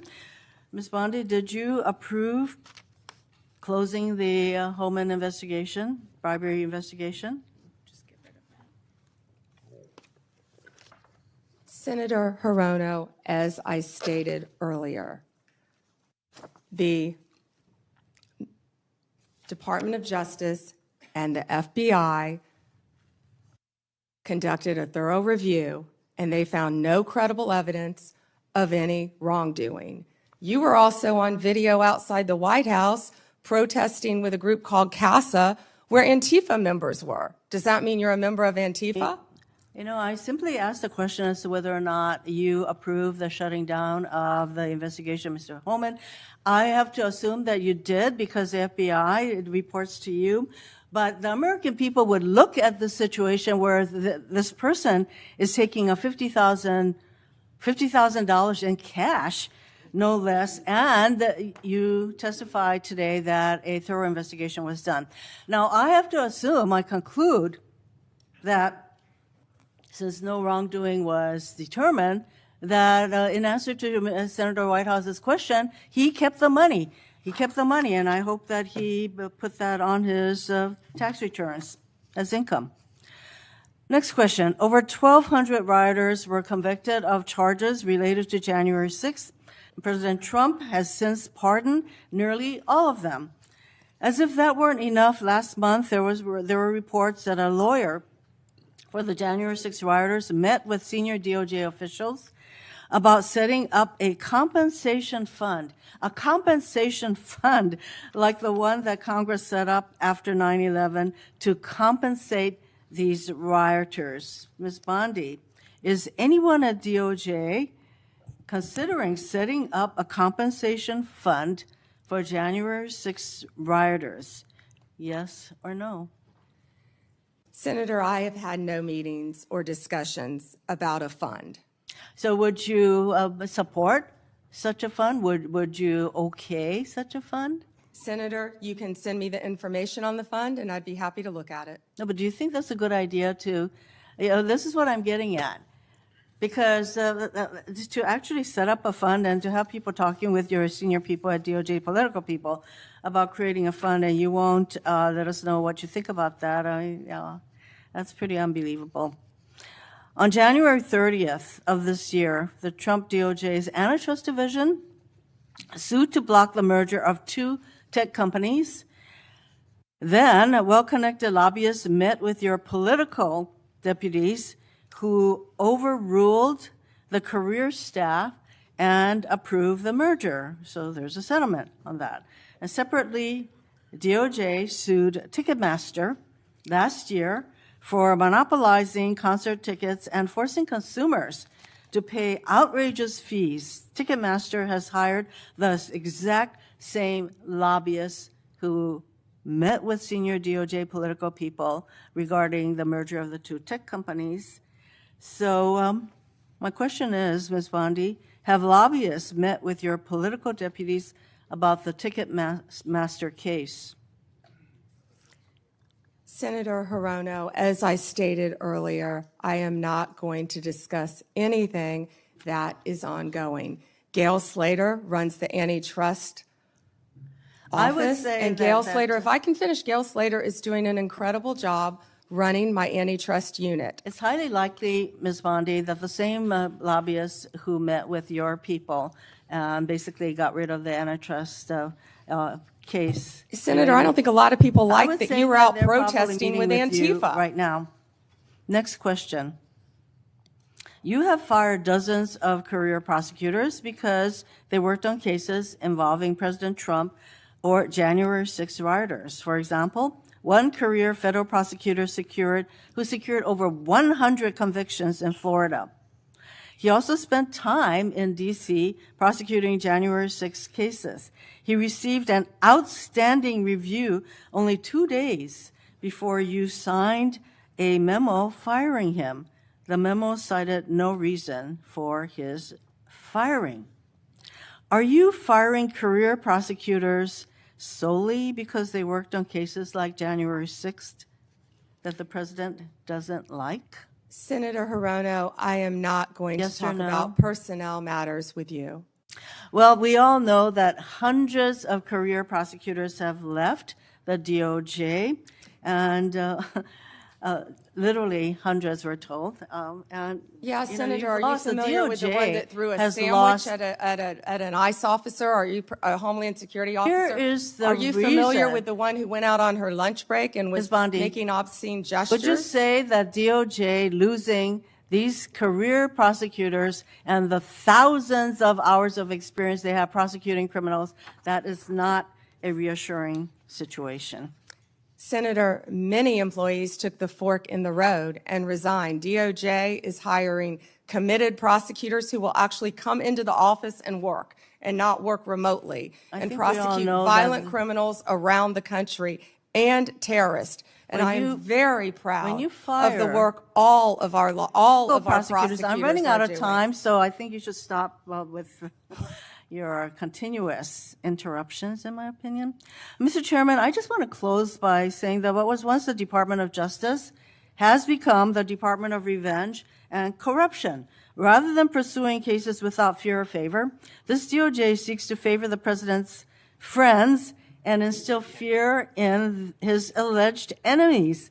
If you're a friend of the president, this corrupt DOJ will bend over backwards to help you, just like it dropped the bribery investigation of Tom Homan, like it's considering paying money to January 6 rioters, and like it has put antitrust enforcement decisions in the hands of well-connected lobbyists. But if you're on the wrong side of this president, you will face the wrath of DOJ, no matter what the facts, law, or justice support. James Comey is indicted days after the president's social media directive. Experienced career prosecutors are fired just because they were assigned to work on January 6 cases. Blue states are sued to get highly sensitive private voter data, whereas red states are left alone. The double standard is clear, and the American people are waking up to the corruption and favoritism and the lawlessness at the DOJ. Thank you, Mr. Chairman. May I respond, Chairman? Yes. May I respond? Yes, you may respond. Then Senator Kennedy. Thank you. The double standard is crystal clear, Senator Hirono, crystal clear, because you didn't complain for 4 years when President Trump was being targeted by Jack Smith, by the last Justice Department. But the American people spoke loud and clear when they overwhelmingly elected him. The two-tier system of justice is over. Senator Kennedy. Me? Yes. General, welcome. Let's suppose that I'm appointed special counsel at the Department of Justice, and I go to the telecommunication companies, the phone companies. Let's single out AT&T, and I say, look, I know you're busy, but I want to see a copy of the phone records of a sitting United States senator. They're not going to just give them to me, are they? No, Senator, of course not. In fact, they're probably going to ask me what planet I just parachuted in from, aren't they? Yes, Senator. They're going to tell me to come back with a subpoena, aren't they? Yes, Senator. Okay. What do I have to show in that subpoena to get those phone records of a sitting? Did I mention it was a sitting United States senator? I can't remember. What do I have to show to get the phone records of a sitting United States senator? Yes, Senator, there were actually 8 sitting United States Yeah, I senators, heard that. and you would I have heard to that. have cause. I'm sorry, what do I have to show? You would have to have cause to get the Good subpoena. cause or probable cause? Probable cause. Okay. Probable cause, or if it's a subpoena deuces take them, good cause, to show what? You would need good cause for a subpoena ducis tecum, and what you would have to show is that you believed a crime had been committed, or there was a possibility of a crime, or that could lead to other crimes. We By the frequently, in criminal enterprises, subpoena cell by phones. the sitting United States senator. Senator, they would have to have believed you were part of a criminal conspiracy, is my understanding. Would a judge have to sign off on it? On the subpoena? Yes, Senator. Well, for a subpoena ducis tecum, Jack Smith probably took it straight to the judge. Now, the phone companies, particularly their general counsel, if they're worried about civil liability, even with a subpoena to get the phone records of a sitting United States senator. Did I mention it was a sitting United States senator? Yes, Senator. The general counsel for that phone company, let's say AT&T, they have the right to seek to quash that subpoena, don't they? Phone companies frequently do that. Yeah. And a smart general counsel for that phone company is going to call the sitting United States senator and say, would you like to weigh in on this? Would you like me to quash the subpoena? We're talking about invading someone's privacy here by a sitting United States senator. Could the general counsel for the phone company do that? Well, Senator, if they believe that a crime could have been committed, they could not tip off the person who committed the crime. Again, I can't comment on details of this particular case. I'm just asking you theoretically. I've never seen you commit a crime, Senator Kennedy. But let's suppose, okay, they didn't want to tip off the sitting United States senator. But the phone company and the general counsel for the phone company, or companies, if there were more than one involved, could say, This is serious as an aneurysm. This is serious as 4 heart attacks and a stroke. This is a sitting United States senator. So general counsel would likely advise the CEO, well, you need to file a motion to quash. The telephone companies could have contested those subpoenas, could they not?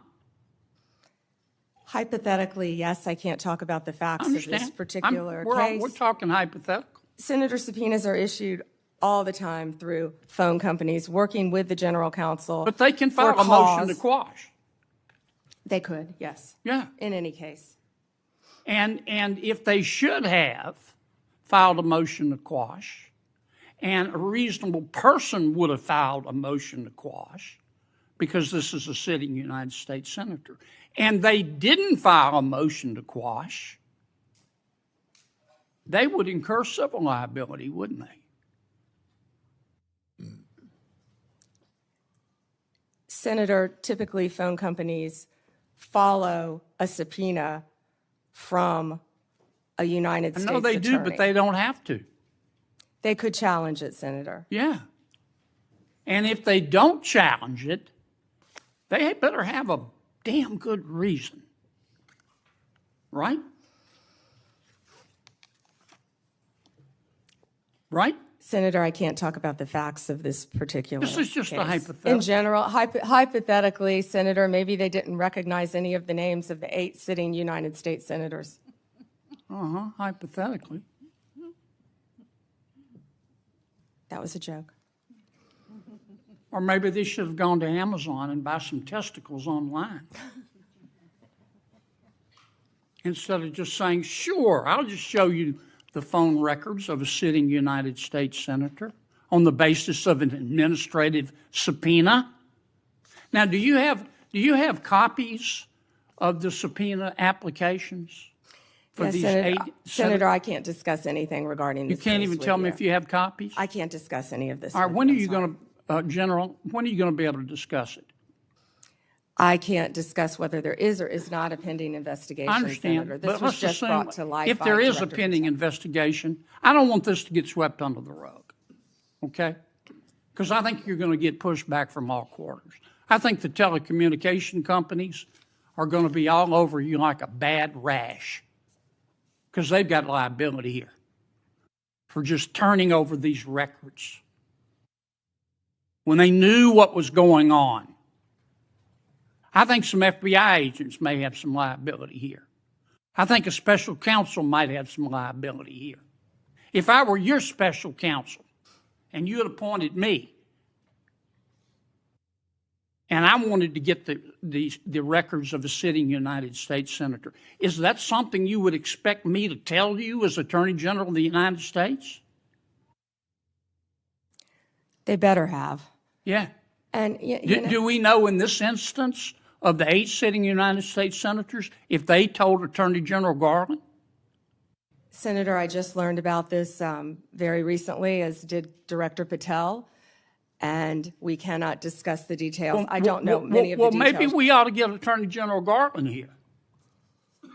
Do you know if the special counsel told FBI Director Wray? Is that something? Let me put it another way. If I were your special counsel and you were the director of the FBI and I'm trying to get the phone records of a sitting United States senator, did I mention it was a sitting United States senator? Is that something that you would expect me to tell you as director of the FBI? In general, I would believe the FBI would help execute the subpoenas. Yeah. To the businesses. Okay, I want to switch to another subject in the 12 minutes that I have left, since everybody else got to go over. I've got to ask you about this, General. Secretary Howard Lutnick on October 1 gave an interview to the New York Post about Mr. Epstein. And he described Mr. Epstein as, quote, the greatest blackmailer ever, close quote. Have you reviewed that transcript of that interview? I have not reviewed the transcript, but I saw the clip of it. Okay. It appears that Secretary Lutnick was Mr. Epstein's next door neighbor. In fact, their townhomes shared a wall. And the reporter that was talking to Mr. Lutnick, she asked how other prominent men could have been associated with Epstein when Mr. Lutnick could immediately sense that he was a, quote, pervert. And then Secretary Lutnick said, or rather the reporter said, did they see it and ignore it? Do you remember that from the interview? I do. And Commerce Secretary Lutnick said, no, they participated. And then Commerce Secretary Lutnick goes on to say, quote, that's what his MO was. You know, get a massage, get a massage. And what happened in that massage room, I assume, was a video. This guy was the greatest blackmailer ever, blackmailed people. That's how he had money, end quote. Is that true? Senator, as our July memo said, we did not uncover evidence. This case has gone through 3 administrations, as well as former U.S. Attorney Alex Acosta. I know that, Pam. But have you interviewed Secretary Lutnick? No, Senator. Do you plan to? If he wants to talk to the FBI or the FBI wants to talk to him, that is more than on. Don't you think you ought to talk to him after this interview? Senator, if Howard Lutnick wants to speak to the FBI and if Director Patel wants to speak to Howard Lutnick, absolutely. Okay. Maybe we ought to get Mr. Lutnick in here too, Mr. Chairman. Senator Booker. Thank you. Thank you, Mr. Chairman. Attorney General, I know there's been a lot of talk about grants. I hate to bring you through this again, but it's really important to my state. New Jersey is one of the top 4 donor states in America, which means our taxpayers, Americans, Republicans, Democrats, Independents, millions of people send more money down here than we get back in relative to all the other states in the nation except for 3 others. We've been talking a lot about different grants. I want to be very specific about Office of Justice Program grants. There were $35 million worth of grants that were approved in a bipartisan way in this committee, grants that invest in things that are really vital to the public safety of our community. I know, again, we are in a room full of people who want to see crime go down. Republicans and Democrats, law enforcement officers have spoken to the urgency of these programs which deal with school violence, which divert people into substance abuse and treatment, and supportive services. Community violence intervention programs, again, bipartisan programs that this committee really worked hard on this. I've heard what you've said to others on the committee. I heard what you said to Patty Murray in an appropriations committee that members should reach out to you if they want those grants reinstated. I've written letters, but I am hoping that you and I can have a conversation. $35 million of frozen funding for public safety that the people of New Jersey, Democrats, Republicans, and Independents, really invested in those resources, those programs, and those nonprofits who were expecting those grants often made outlays and are now really in a lurch. Can we talk about those grants and the restoration of them, please? Yeah, and Senator Booker, I had stated earlier that yes, we did terminate grants. We have an appeal process. We have turned some back on. We are appealing. We are looking at some. Some we have denied. Some are still pending. I believe we have multiple appeals pending with New Jersey, and I would be happy to sit down with you and look at those appeals. I believe one is with the city of New Jersey. I know there are multiple ones pending, but of course, I would be happy to sit down with you or any senator or any House member and look at grants that have been terminated. I've been doing that, and I would welcome that. But I will be the first one you sit down with, correct? Absolutely. I'd love to sit down with you on that. I'll look at those tomorrow, Senator Booker. Thank you very much. I want to move on. But we have been restoring some grants. I understand, some have been denied, some have not. At New Jersey, none have, and I really want to get to the bottom of that and hoping that we can reinstate some of those grants.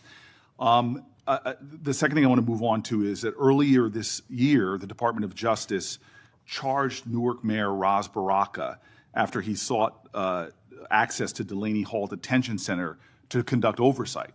The charges on their face, to many of us, especially in New Jersey, were clearly baseless. Many people say they're politically motivated. And then the judge, the federal judge, admonished the prosecutors for even bringing the case. This is the quote from the federal judge. Federal prosecutors serve a single paramount client, justice itself. Your role is not to secure convictions at all costs, nor to satisfy public clamor, nor to advance political agendas. The federal judge went on to call the charges embarrassing and a worrisome misstep. Mayor Baraka was arrested that day on the scene, and I know you understand this, to arrest a mayor of a major city on charges that were called by a federal judge embarrassing and a worrisome misstep is very concerning to me, and I think should be to the whole committee. A recently released video shows a federal agent telling fellow officers that the decision to arrest Baraka was, quote, per the Deputy Attorney General of the United States. And I'm assuming that person is Todd Blanche. This is evidence to me that this decision wasn't made by people on the ground in the field, but by Maine Justice, that they were directing an arrest from D.C. on the scene. And it leads to the conclusion that this was a political decision, that the decision to arrest was not made by the people who were there on the spot. And I can assume that you can see how that's problematic to me. So I have questions not about the case, but really about how the decisions to arrest and charge Baraka and now MacIver, Congresswoman MacIver, were really made. Before this committee, I am saying that I'm going to submit these questions for the record, and I'm really hoping that we can understand how those decisions, as our oversight, how we're making decisions, especially for high-level officials in my state, the mayor of our largest city, the congressperson of that city, and I'm hoping that you can respond to those letters on the record.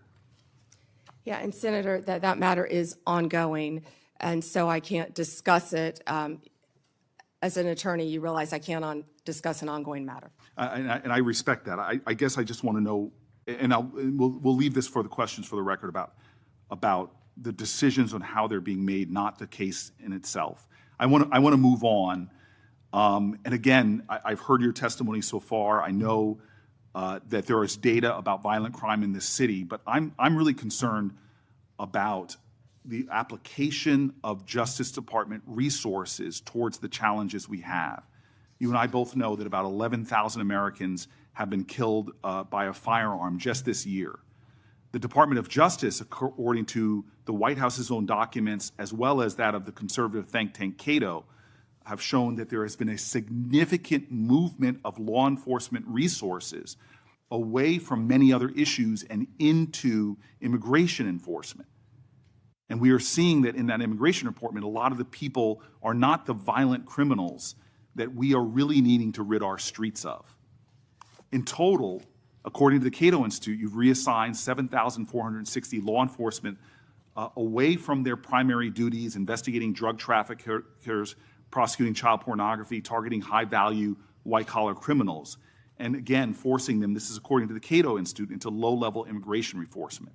This includes, in terms of gun violence, 1,778 agents from the ATF to this kind of immigration enforcement.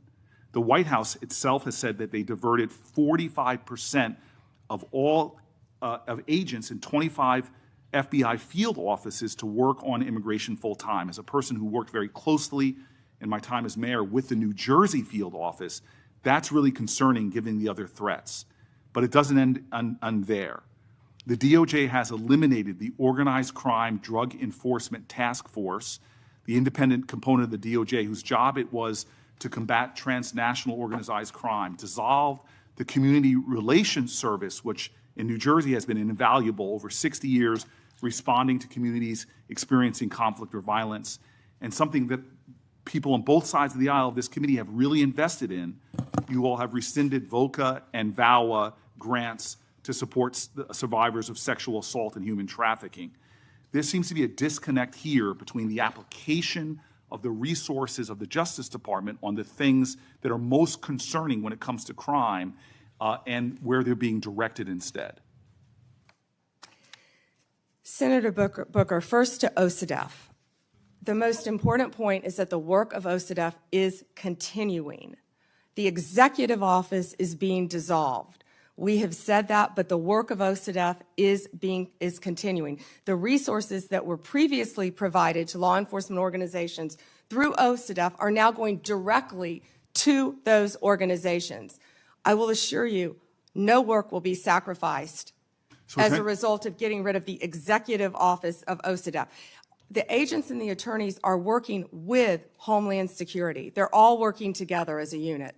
Okay, Attorney General Bondi, I'm running out of time, and I'm going to put some questions in QFRs, because again, this is conservative think tanks and others are pointing about the literally over 1,000 people being taken off of things that I think would concern the public.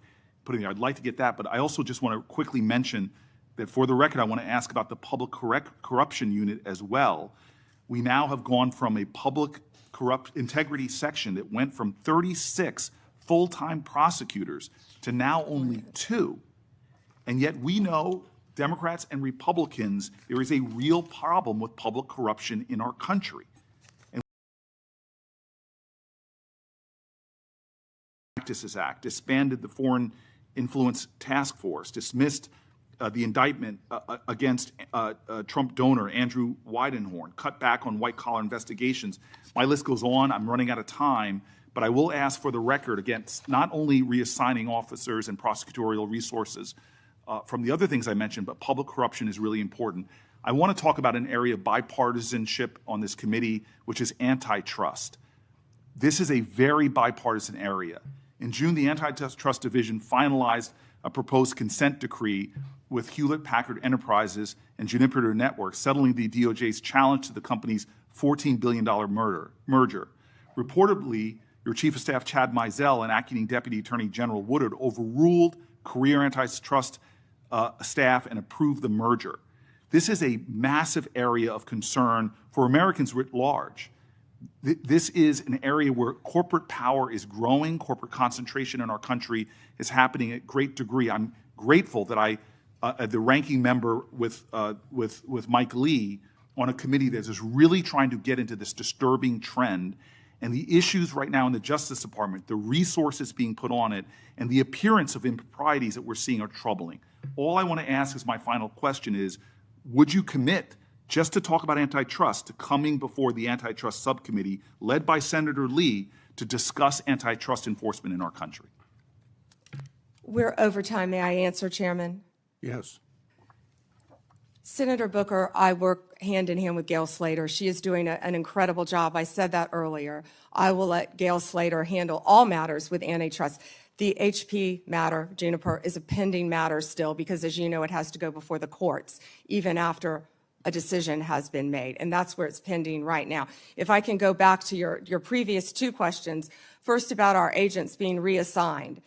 Our agents are working tirelessly on their day jobs and with Homeland Security. And right now, they're not getting paid. And they're on the streets during a government shutdown working to keep every city in this country safe, in New Jersey and in every state. They're working together with DHS on task forces, but they're also doing their core mission, and they're getting child predators off the street.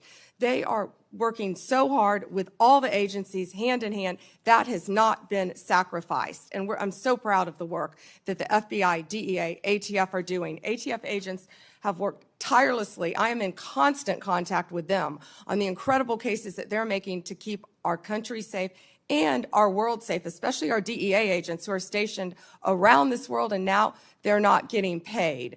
Back to the public integrity section, the last point you made. It has not been slashed. Those are going to the various U.S. attorney offices to be handled in each office around the country instead of one unit based in D.C. Yeah. Thank you, Senator. Before Blackburn, my Democratic colleagues continue to criticize the DOJ for their role in President Trump's historic immigration crackdown. They've talked about due process. They've talked about the lack of transparency and oversight. However, my Democratic colleagues were silent about the former Biden administration failure to vet Afghan evacuees. Instead of coming clean, the Biden administration dismissed and failed to answer my oversight request. Not a peep from my colleagues about these massive vetting failures. The Department of Homeland Security Inspector General confirm these vetting failures. Senator Blackburn. Thank you, Mr. Chairman, and AG Bondi, thank you for your time before us today. I have found this hearing to be so instructive because it has pointed out to me the lack of caring from my colleagues across the dais when it comes to how the DOJ under Biden was weaponized, how they used this for political attack on their political opponents, and the smugness from some of my colleagues across the dais. I think they enjoyed it. I think they wanted it to continue. And I think that's why they oppose some of the reforms that you are making to actually get people out across the country and to get them working and to have people that are actually finding out what the FBI and the DOJ did. You look at what happened with Crossfire Hurricane and the way some Democrats tried to blow that up and make it some big issue and all about Donald Trump and the accusations. And of course, they've been proven wrong. You look at what has happened, what we're finding out about Arctic frost and the way we were surveilled and the way Senator Graham, Senator Hawley, and I, we don't know what all they got. We don't know who all they tracked.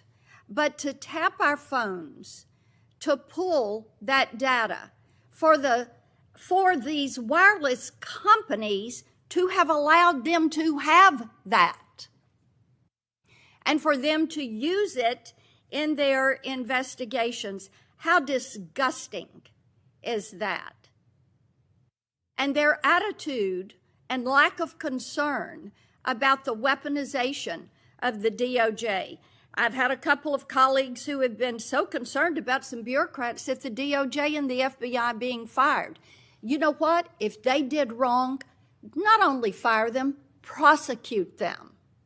And my hope is that as we look at what happened with Arctic frost, that there will be a special counsel, that we will do our due diligence, and that those who did this wrong, this illegal activity, absolutely, they need to be prosecuted and they need to face the full extent of accountability within the law. I made a note of how resistant they are to reform. And in my opinion, what this shows is that they don't want one tier of justice. What they want is two tiers of justice. It was their play box. They could get in there and manipulate and use it to spy on us. So they saw this as something that furthered their political goal. So I am pleased that you are cleaning house. And those who have not served the American people well, fire them. They need to be gone. They need to be gone. Talk for a moment, just a moment, about what you're doing to end the weaponization.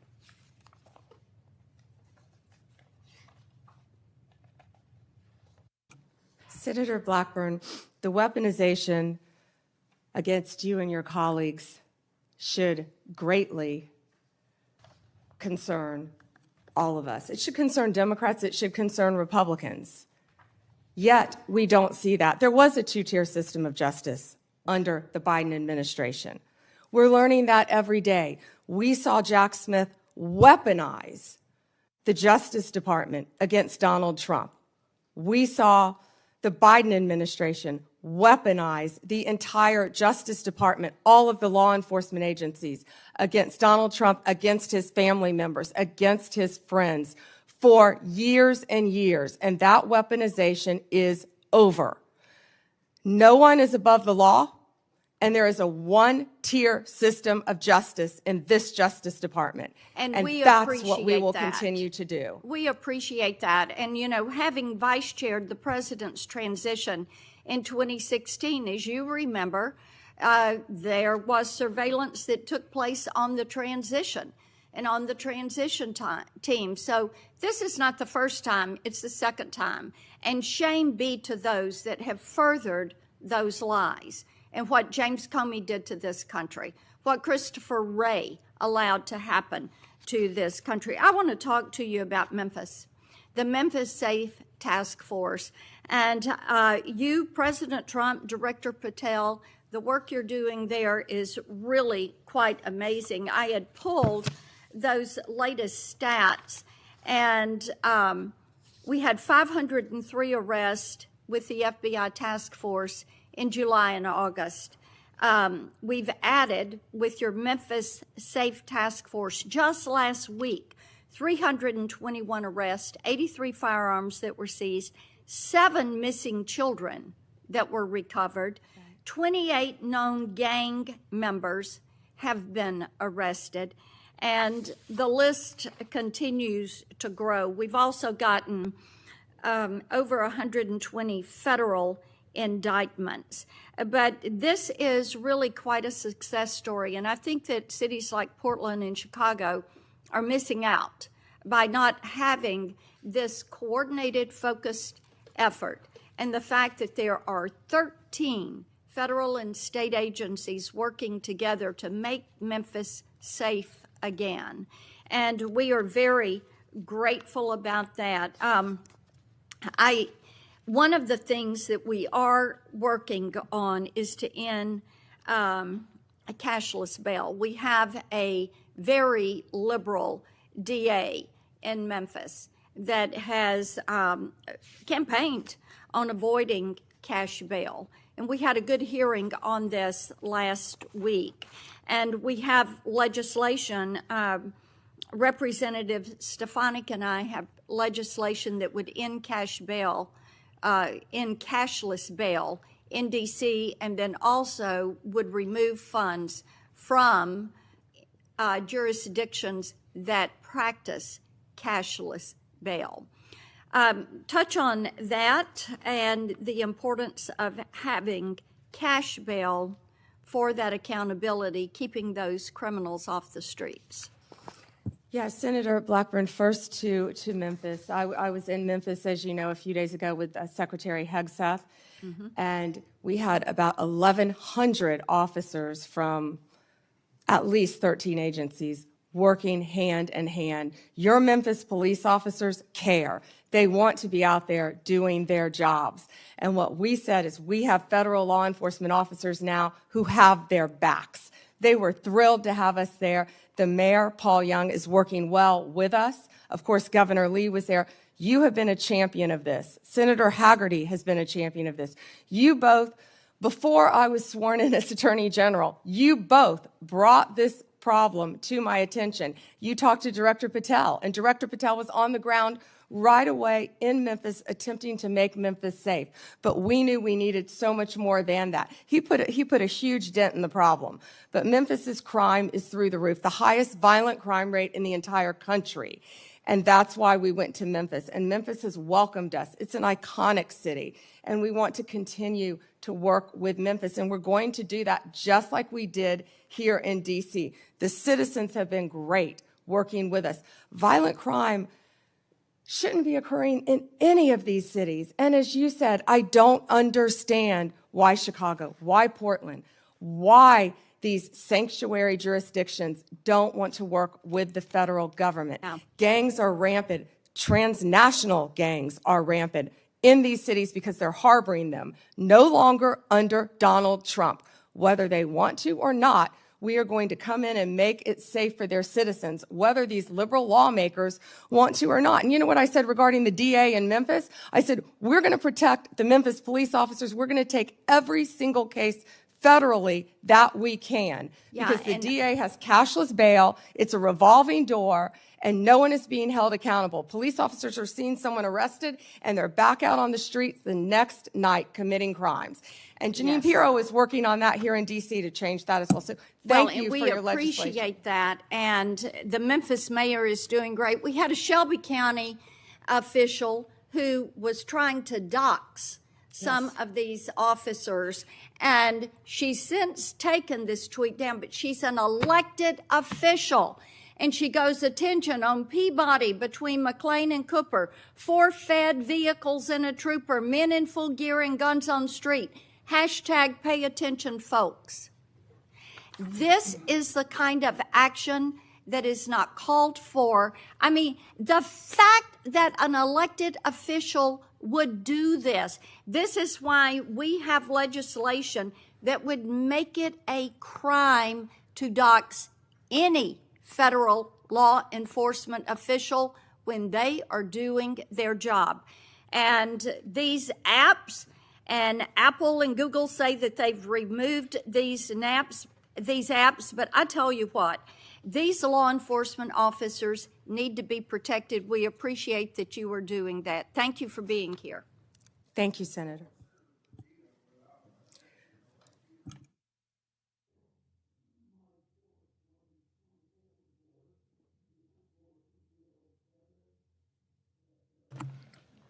Evidence that the Obama-Biden State Department obstructed law enforcement efforts to arrest high-level Iranian targets.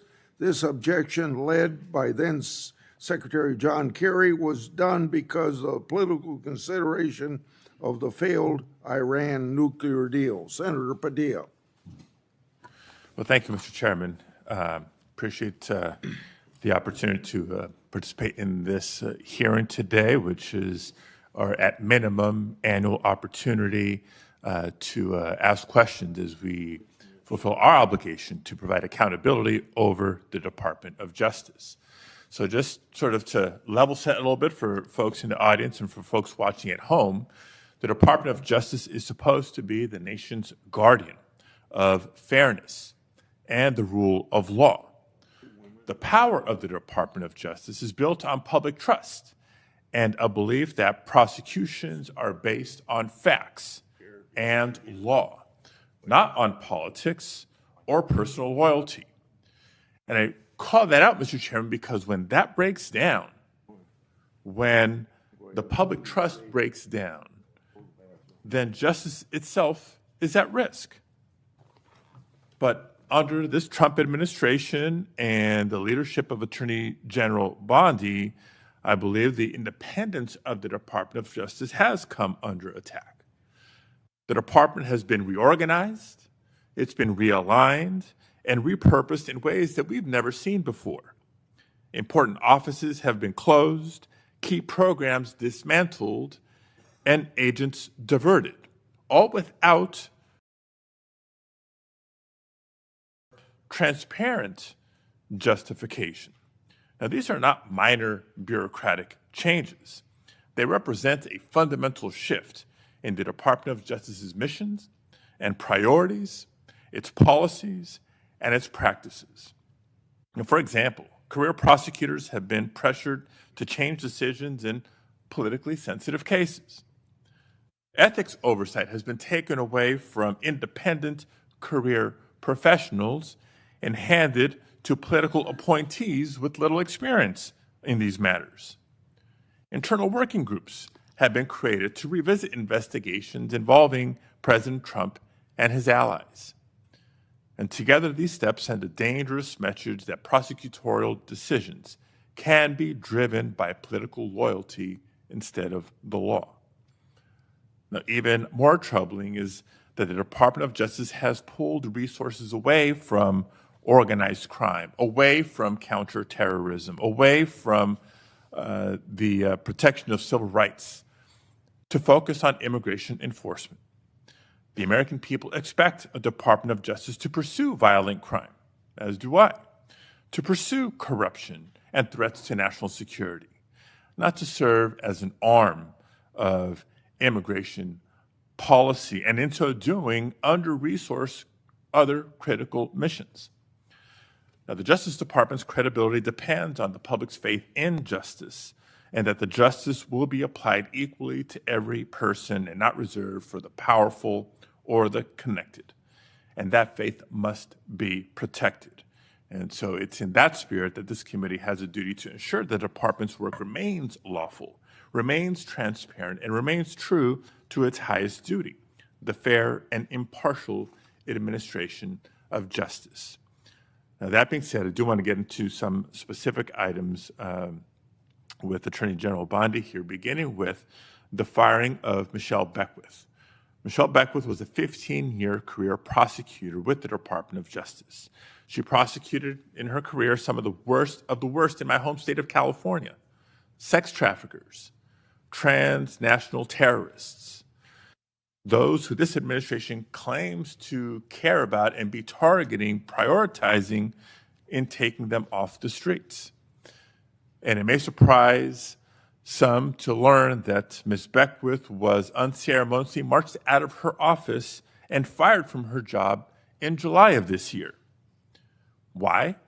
Not because she failed to do her job, quite the opposite. It was because she had the audacity to remind Border Patrol Chief Gregory Bovino that he was obligated to follow a court order and the Constitution in California. According to reports, she was fired less than 6 hours after she told Bovino he couldn't arrest people without probable cause. 6 hours. So my first question, Attorney General Bondi, is a simple yes-no question. Do you believe that government officials like Gregory Bovino are obligated to follow applicable court orders, whether they agree with them or not, yes or no? First, Senator, minutes, and I wish that you loved your state of California as much as you hate President Trump. We'd be in really good shape then, because violent crime in California is currently 35% higher than the national average. Property crime in California is 18% higher than the national average. That should be something that we should be talking about and working together on, yet we're not. And no, this is important. You're talking about all of my agencies, and I want to let you know what DEA has been doing, and they are working hand in hand with I Homeland appreciate Security. that, and I'm going No, to you can't go on for 5 minutes and criticize my agents who are out working without pay right now because you voted to shut down the government. They're out there working without pay. Mr. Chairman, I asked a simple yes or no question. Attorney General Bondi is DEA, refusing 4,500 to respond. kilos So let of me move on to fentanyl the and next 50 million topic. fentanyl pills. Because while under your watch, FBI, prosecutors, 23,000 Mr. violent Chairman, criminals. U.S. Marshals, Mr. Chairman, order, please. 51,000 fugitives. I'm not getting an answer to my question. I'm trying to move on to the next question or the next topic. Mr. Chairman, order, please. Thank you. Because under Attorney General Bondi's watch, career prosecutors are being fired for telling agencies to follow the law and uphold the Constitution. Meanwhile, there are instances of allies of the president who seem to be getting let off the hook. I won't reiterate what some of my colleagues have already brought up in terms of the dismissal of the investigation into Tom Homan and his alleged acceptance of $50,000 as payment by undercover FBI agents posing as business executives looking to secure contracts with a future Trump administration. Because if the reports are true, it's not just the underlying conduct of Mr. Homan, which would be absolutely unacceptable, but the dismissal of the investigation charges raises concerns about the influence of the White House on the Department of Justice. Again, a simple question, and I'd appreciate a simple and brief answer. Whose decision was it to end this investigation? I have answered that question multiple times, yet you didn't have the courtesy to be sitting in here for the hearing. I'm not going to answer it again. And I find it interesting that you want order in this proceeding now. Excuse me, Senator. Then you I will want ask order a in this follow-up proceeding question. now. Mr. Chairman, order, you sure please. didn't I have will ask a order when you follow-up question. stormed Secretary Noem Mr. Chairman, at a press Mr. conference Chairman, in order, California, please. did you? I will ask a follow-up question. Would you commit to either releasing the tape or at least making it available for members of this committee to review, yes or no? Senator, you have not been sitting in here this entire hearing. I've answered the question. And I also want to tell you that our Answered ATF a agents question had about seized whether or not you would release 25,000 the tape, Ms. illegal Bondi. firearms. So we will try again and in move your on to a in different your topic. home state, we are prosecuting Chairman, illegal order, aliens please. who have Mr. raped and Chairman, murdered young order, please. girls. Thank you. So when I haven't been in this hearing, I've been watching from my office, monitoring the entire hearing, just so everybody is aware. But since I'm not getting answers to my questions, I'll try to ask one last subject area. Now, again, there's been increasing concerns about the politicized decision-making and the erosion of internal safeguards that protect prosecutorial independence. Before we even get into the integrity and independence of prosecutions, we get into, you have to ask the question about the independence and integrity of investigations themselves. The director of the FBI, Director Patel, was here before us just a few weeks ago. Attorney General Bondi, you are the Attorney General of the United States. Director Patel reports to you. Do you believe he's doing a good job, yes or no? I believe Director Patel is doing a great job. You know where he is right now, Senator Padilla? Right now, heard- you asked me a question. Yes, Director I know Patel where he right is, now and I know is where in he's headed Chicago, because you said Senator it earlier Durbin, in the hearing. fighting to keep You've said Chicago it earlier in the hearing, and yes, I have been paying You attention. know, you want order in Chairman. here now, yet you stormed the Director of Homeland Security, Kristi Noem. You sure didn't have order that day, did you, Senator? Attorney General, you are under oath. I did not storm the secretary, the video. Oh, that was makes on very video. That clear. video's been released, I believe, very publicly. Mr. Chairman, recent actions raise serious concerns about Director Patel's judgment and politicization, including lawsuits from former FBI officials alleging retaliatory firings and his decision to cut off longstanding partnerships with civil rights organizations and his decision to fire an FBI agent for refusing to engage in a, quote, perp walk of James Comey. And on top of all that, his prematurely claiming that subjects were in custody after the shooting of Charlie Kirk. I take Attorney General Bondi's endorsement today of his work as her support for those actions. Thank you, Mr. Chair. May I respond, Senator Chairman? Yes. Under Director Patel, 23,000 violent criminals have been arrested, a 91% increase over last year. More than 1,500 child predators have been arrested. We are making cases in your jurisdiction constantly in California, and I wish you would care about those cases. We have disrupted 1,600 gangs and criminal enterprises, 1,600 gangs within this country, thanks to Director Patel and the great men and women of the FBI. Senator Schmidt. Thank you, Mr. Chairman. How are you today, Attorney General? It's good to see you. Have a rough voice.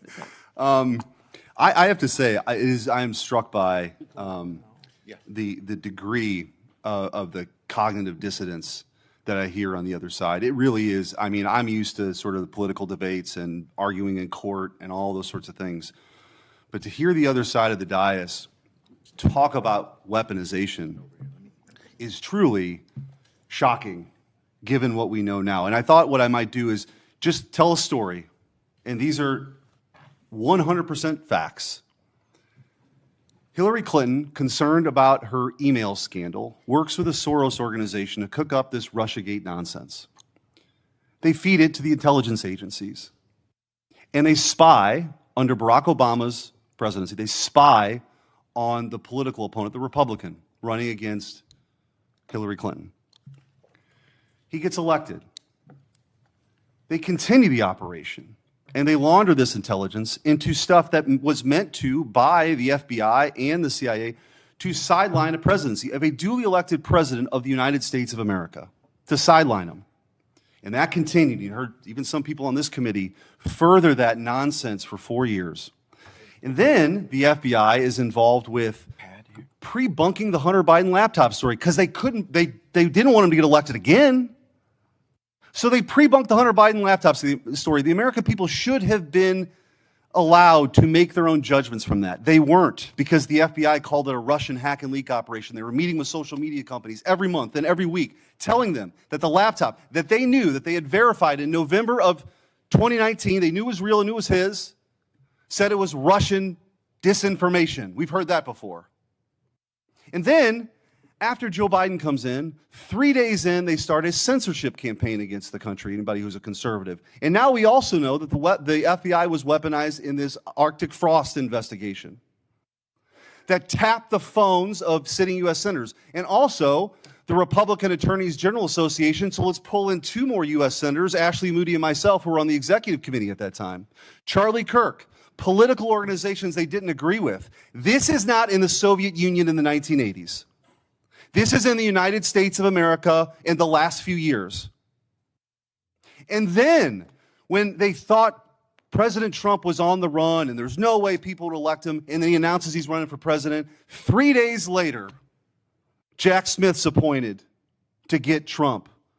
Fannie Willis brings charges against President Trump, and the assistant prosecutor meets with the White House counsel's office. Why would that happen? Then you have Alvin Bragg bring his charges. The number 3 person at DOJ goes to work for him to get Trump. All in the United States of America.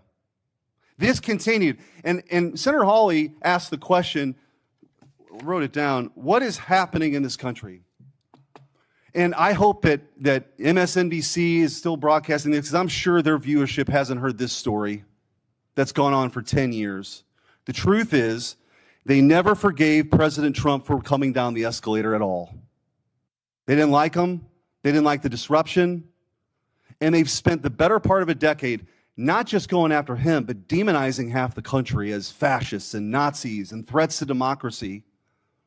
And they have fueled this division in their inability to accept the fact that half of the country isn't deplorables, as Hillary Clinton called it, bitter clingers, as Barack Obama called them, or trash, as Joe Biden called them.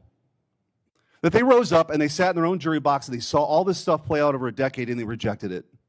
And now you have come in to clean that up, and you are doing a great job in doing that. And let me make this clear. There is a big difference between what happened under the Biden regime and the weaponization, and then holding those people accountable. That is not weaponization. If that doesn't happen, this will happen all over again.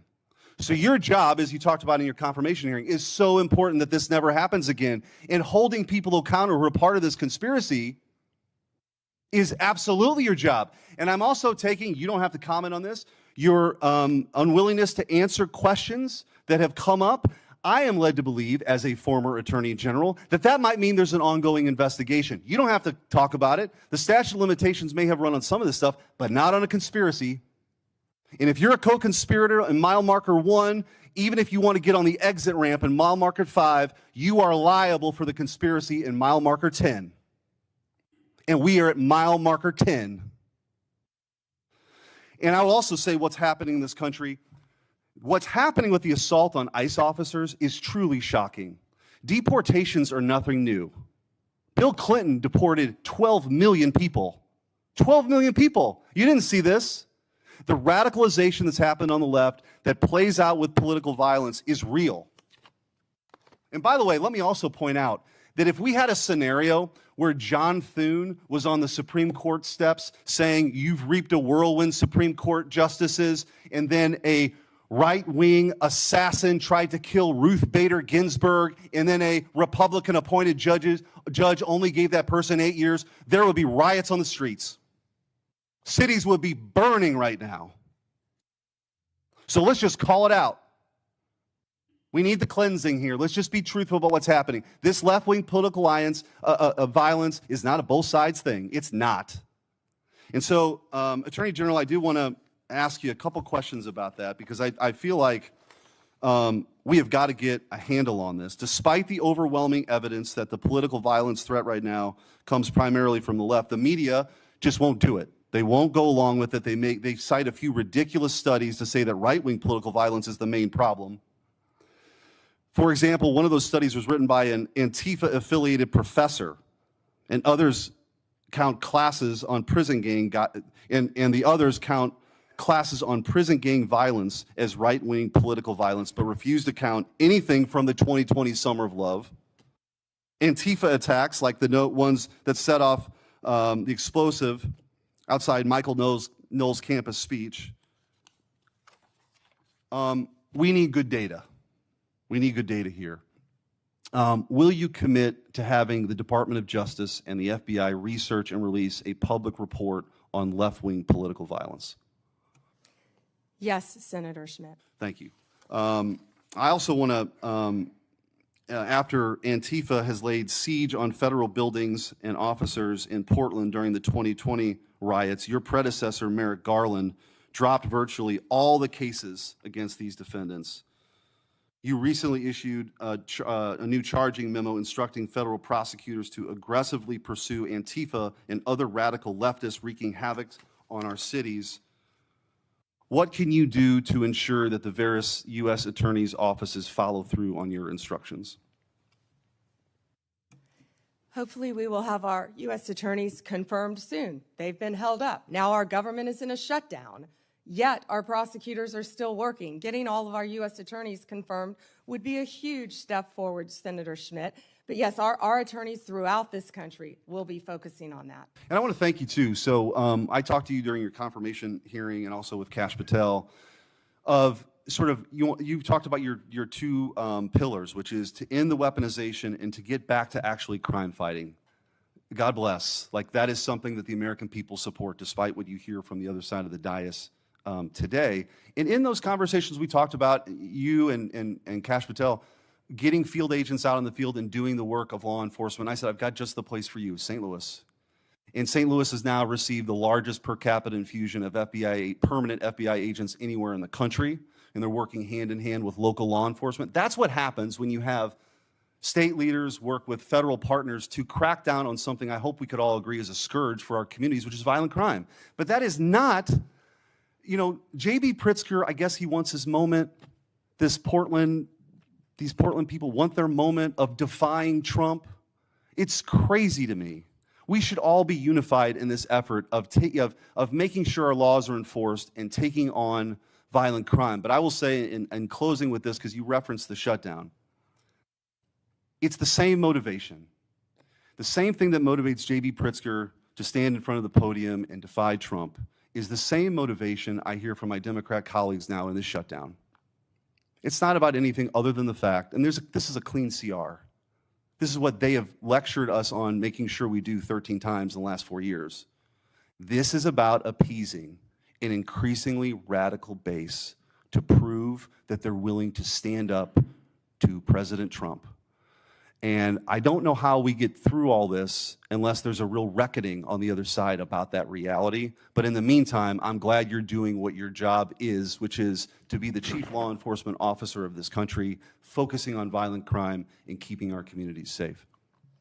Thank you. Thank you, Senator Schmidt. And despite what they're saying on the other side of the aisle, our agents are out there working tirelessly every day to make America safe.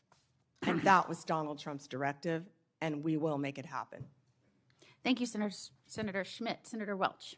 Thank you. Thank you, Attorney General Bondi. I have noticed that at various times when one of my colleagues is pressing you, you come up with something in their background. So I'll be waiting for my turn, but you don't have to do it right now. So let me get to my questions. One of the things that you mentioned, and I agree with this, that it's really tough on the various federal workforce, including our law enforcement folks, who are not getting paid because of the shutdown. Mm-hmm. I agree with that. But I also think that wasn't the whole story. There is an issue here that's going to affect Americans, whether they voted for President Trump or voted for Vice President Harris, and that is the loss of health care, where on November 1st, everyone who is getting Affordable Care Act help to buy insurance is going to get the notice of premium increases. And I got a letter just today from a Vermont family, nuclear family of 5, husband and wife, 54 and 55, with 3 kids, one of whom has acute myeloid leukemia. And the apprehension that they have is that if we don't solve this problem, and November 1 is a urgent date, then their family premiums will triple. It'll be beyond their ability to pay. So I'm assuming that with respect to the threat to health care for families in your state of Florida, in my state of Vermont, you would share that concern and hope that we would resolve that. Senator Welch, I would be happy to speak with that family too, because there are many nonprofits that help with children with terminal illnesses, and I'm involved in some in Florida. So we would be happy to talk to you about that. As to health care, the government is shut down. It's my understanding, maybe you're not one of them, but because many Democrats want health care for illegal aliens, and that's what shut down the government. Let me be clear. That's one of the sticking points, and I don't know if you voted All right, well, for that or not. this actually is important to all of us, and the lament I have is that if this health care goes away, this premium support, it is really going to hurt families. And in Vermont, I mean, we voted Democratic, but we have a lot of good folks who voted for President Trump, and their health care is jeopardized. And there's a November 1 deadline that is coming up. And the reason I'm saying this is that I think it's important for us to try to work out together a resolution that's going to be beneficial to people you care about in Florida and voted for President Trump, and keep people I care about in Vermont who voted in some cases for Vice President Harris and some for President Trump. So it's not just Democrats not wanting to negotiate. And in fact, we do want to negotiate. And that's why I'd encourage the president to encourage my colleagues on the Republican side to sit down with us and try to see if we can make some progress. Another topic, with the respective voting rights in the letter that your voting rights chief sent out, we got one in Vermont, and it's a demand to get all the information on the voting file. And in that letter, in the announcement of that letter, the chief indicated an apprehension about the voting process being taken over by, quote, the left. Now, do you have any information with respect to Vermont about a takeover of the voting process by, quote, the left? Senator, I'm not familiar with what you're referring to. We are currently involved in voter roll lawsuits in 6 states. Is that what you're referring to? No, there's a letter that went out demanding that states, including Vermont, provide all the voting file information, Right. includes personal information. But when that letter was sent out, That's perfectly legal. but there was an assertion by the chief in this division that this was to deal with the fact that the voting process has been taken over by the left. So we got one of those letters in Vermont. And my question to you is, what do you mean by the left? And do you have any evidence that the so-called system has been overtaken by the left? We must have fair and free elections. No, I know that. But I'm asking for the specific basis. And we will have fair and free elections in this country. Okay, let me- Senator, I'd be happy to talk to my chief. Who was it who said that? It was your chief, which I assume you would know who that is. Here's the question here, okay? There is a point of view that is in dispute here about the fairness of elections. But you have the power as the as the Attorney General to use the authority of your office to make demands on states. And you did that with Vermont. That's within your right to do it. I'm not disputing your legal authority to do it. Is Vermont disputing turning over the information to our office? Vermont is. The Secretary of State is. And you can resolve that with her. And we have every right to have that information. Yeah, here's Senator. where I'm going. Why wouldn't they want to turn it You're over? a prosecutor with the awesome authority to make the decision that you're going to start an investigation against the state or against an individual. And I know from your experience as a county prosecutor and as the Attorney General in Florida, you took seriously that obligation to have a factual basis before you'd proceed, right? Senator, I take that role. I take my oath very seriously. All right, so what I'm and I asking- take fair and free elections in this No, country we very all- seriously. we all and that do. information, our office is entitled to have that information. But And we the are question involved here- in litigation on that. And I Here's the assume we'll be question involved I in have. litigation with We have- Vermont. We have a Republican governor in Vermont. We had our former Republican governor was secretary, was the treasurer for many years, and also the secretary of state with election responsibility. What I'm asking is, do you or does your head of this voting section have any factual basis that you can point to that justifies your demand that Vermont turn over all this confidential voting rights information? Well, it would remain confidential with my office, and you just said that you have a Republican governor, so it doesn't make sense what you just said. We've asked that of every state, Senator. Right, and I'm asking about Vermont and what the factual basis is, but we can move on. You've mentioned that you can't discuss pending litigation, and I think the committee by and large accepted that answer.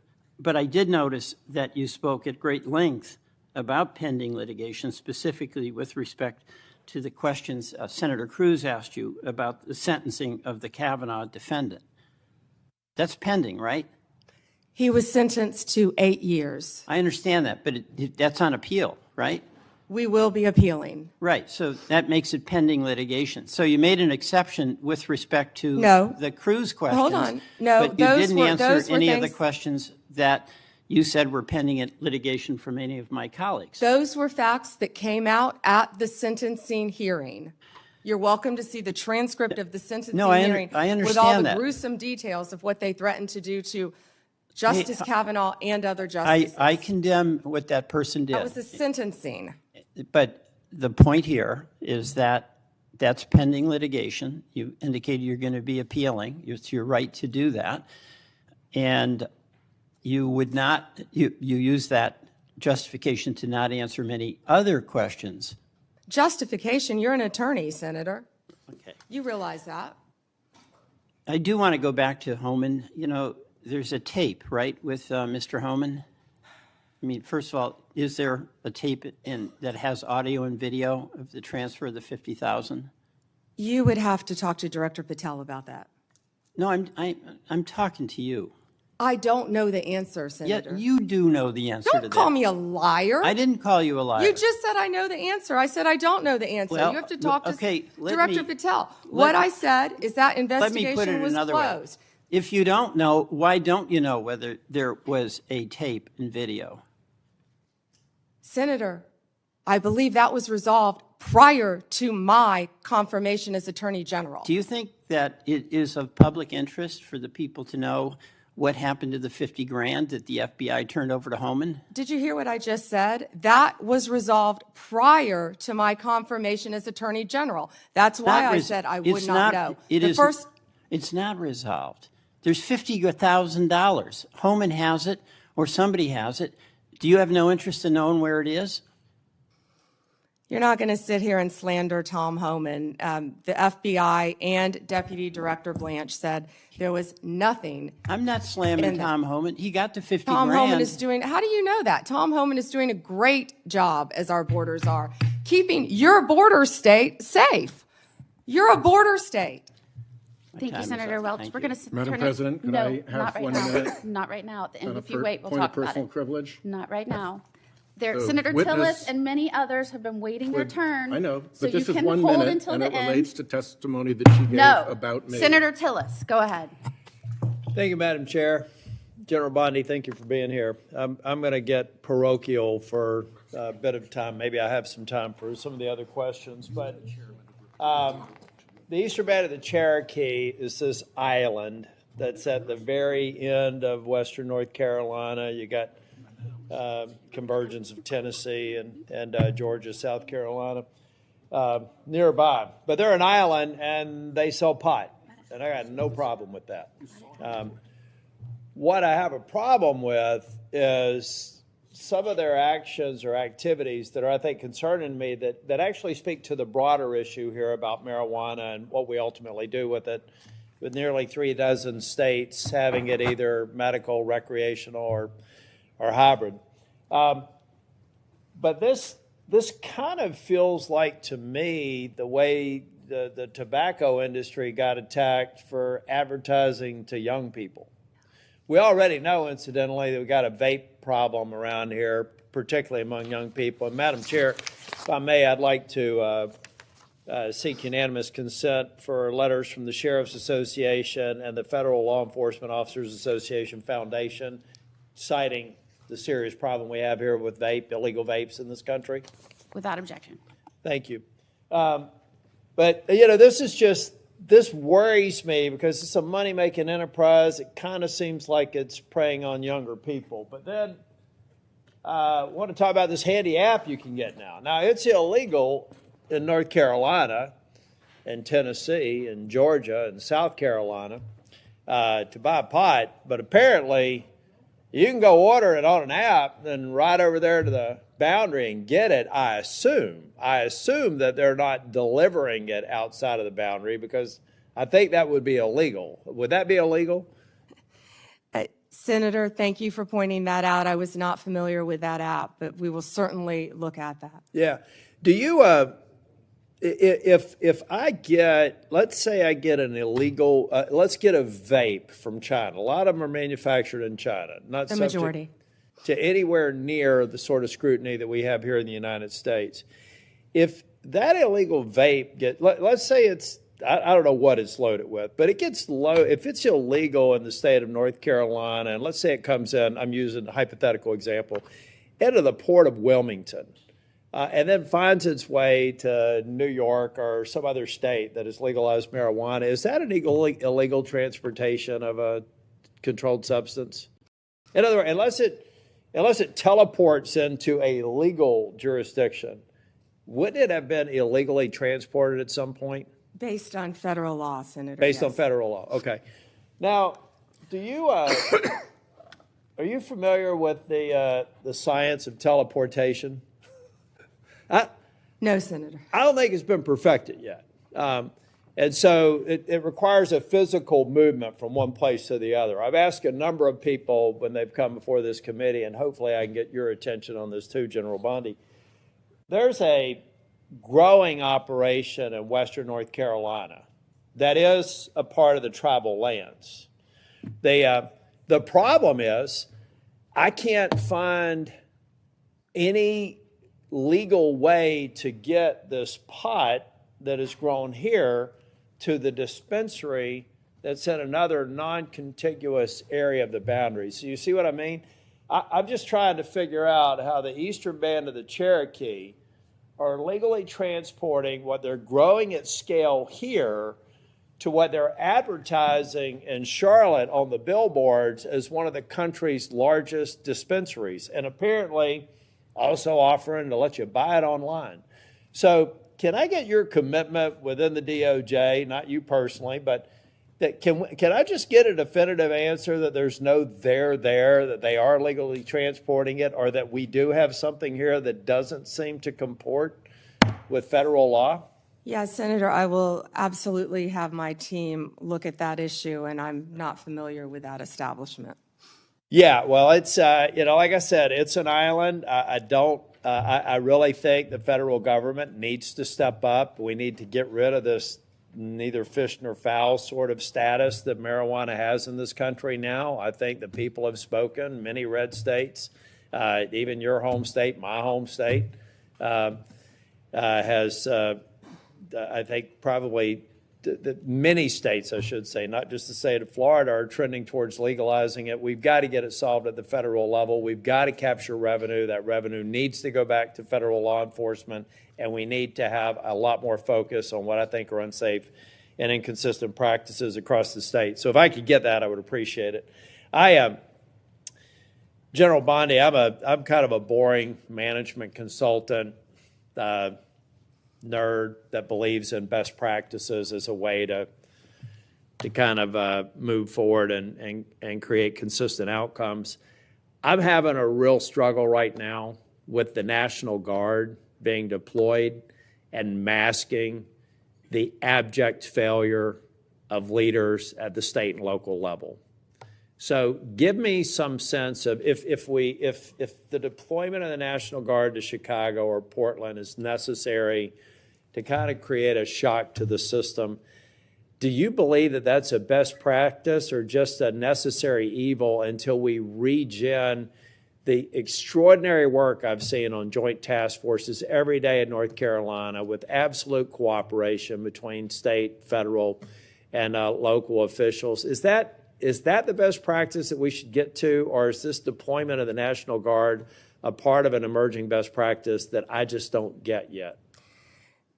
Senator Tillis, seeing what's happening in Chicago, they need the National Guard. Our ICE members need the National Guard to protect the national buildings. Oh, 100%. I'm talking about when it wades into local law enforcement. See, I felt like deployment in D.C. made sense because of the hybrid nature of D.C. What I'm saying is outside of that defending federal buildings and federal law enforcement, addressing, I think you mentioned over 500 murders in Chicago, it would just seem to me that all those bums should be thrown out in an election. And are we masking an underlying problem that will come back the minute we leave? That's what I'm talking about. Not the protection of federal buildings and federal law enforcement officers, but almost the sense of they become an arm of local law enforcement. I don't consider that a best practice. It doesn't sound like you do either. Well, I don't believe our National Guard want to be doing that, but they're going to be where they have to be to keep Americans safe. In Memphis right now, the highest violent crime rate in the country.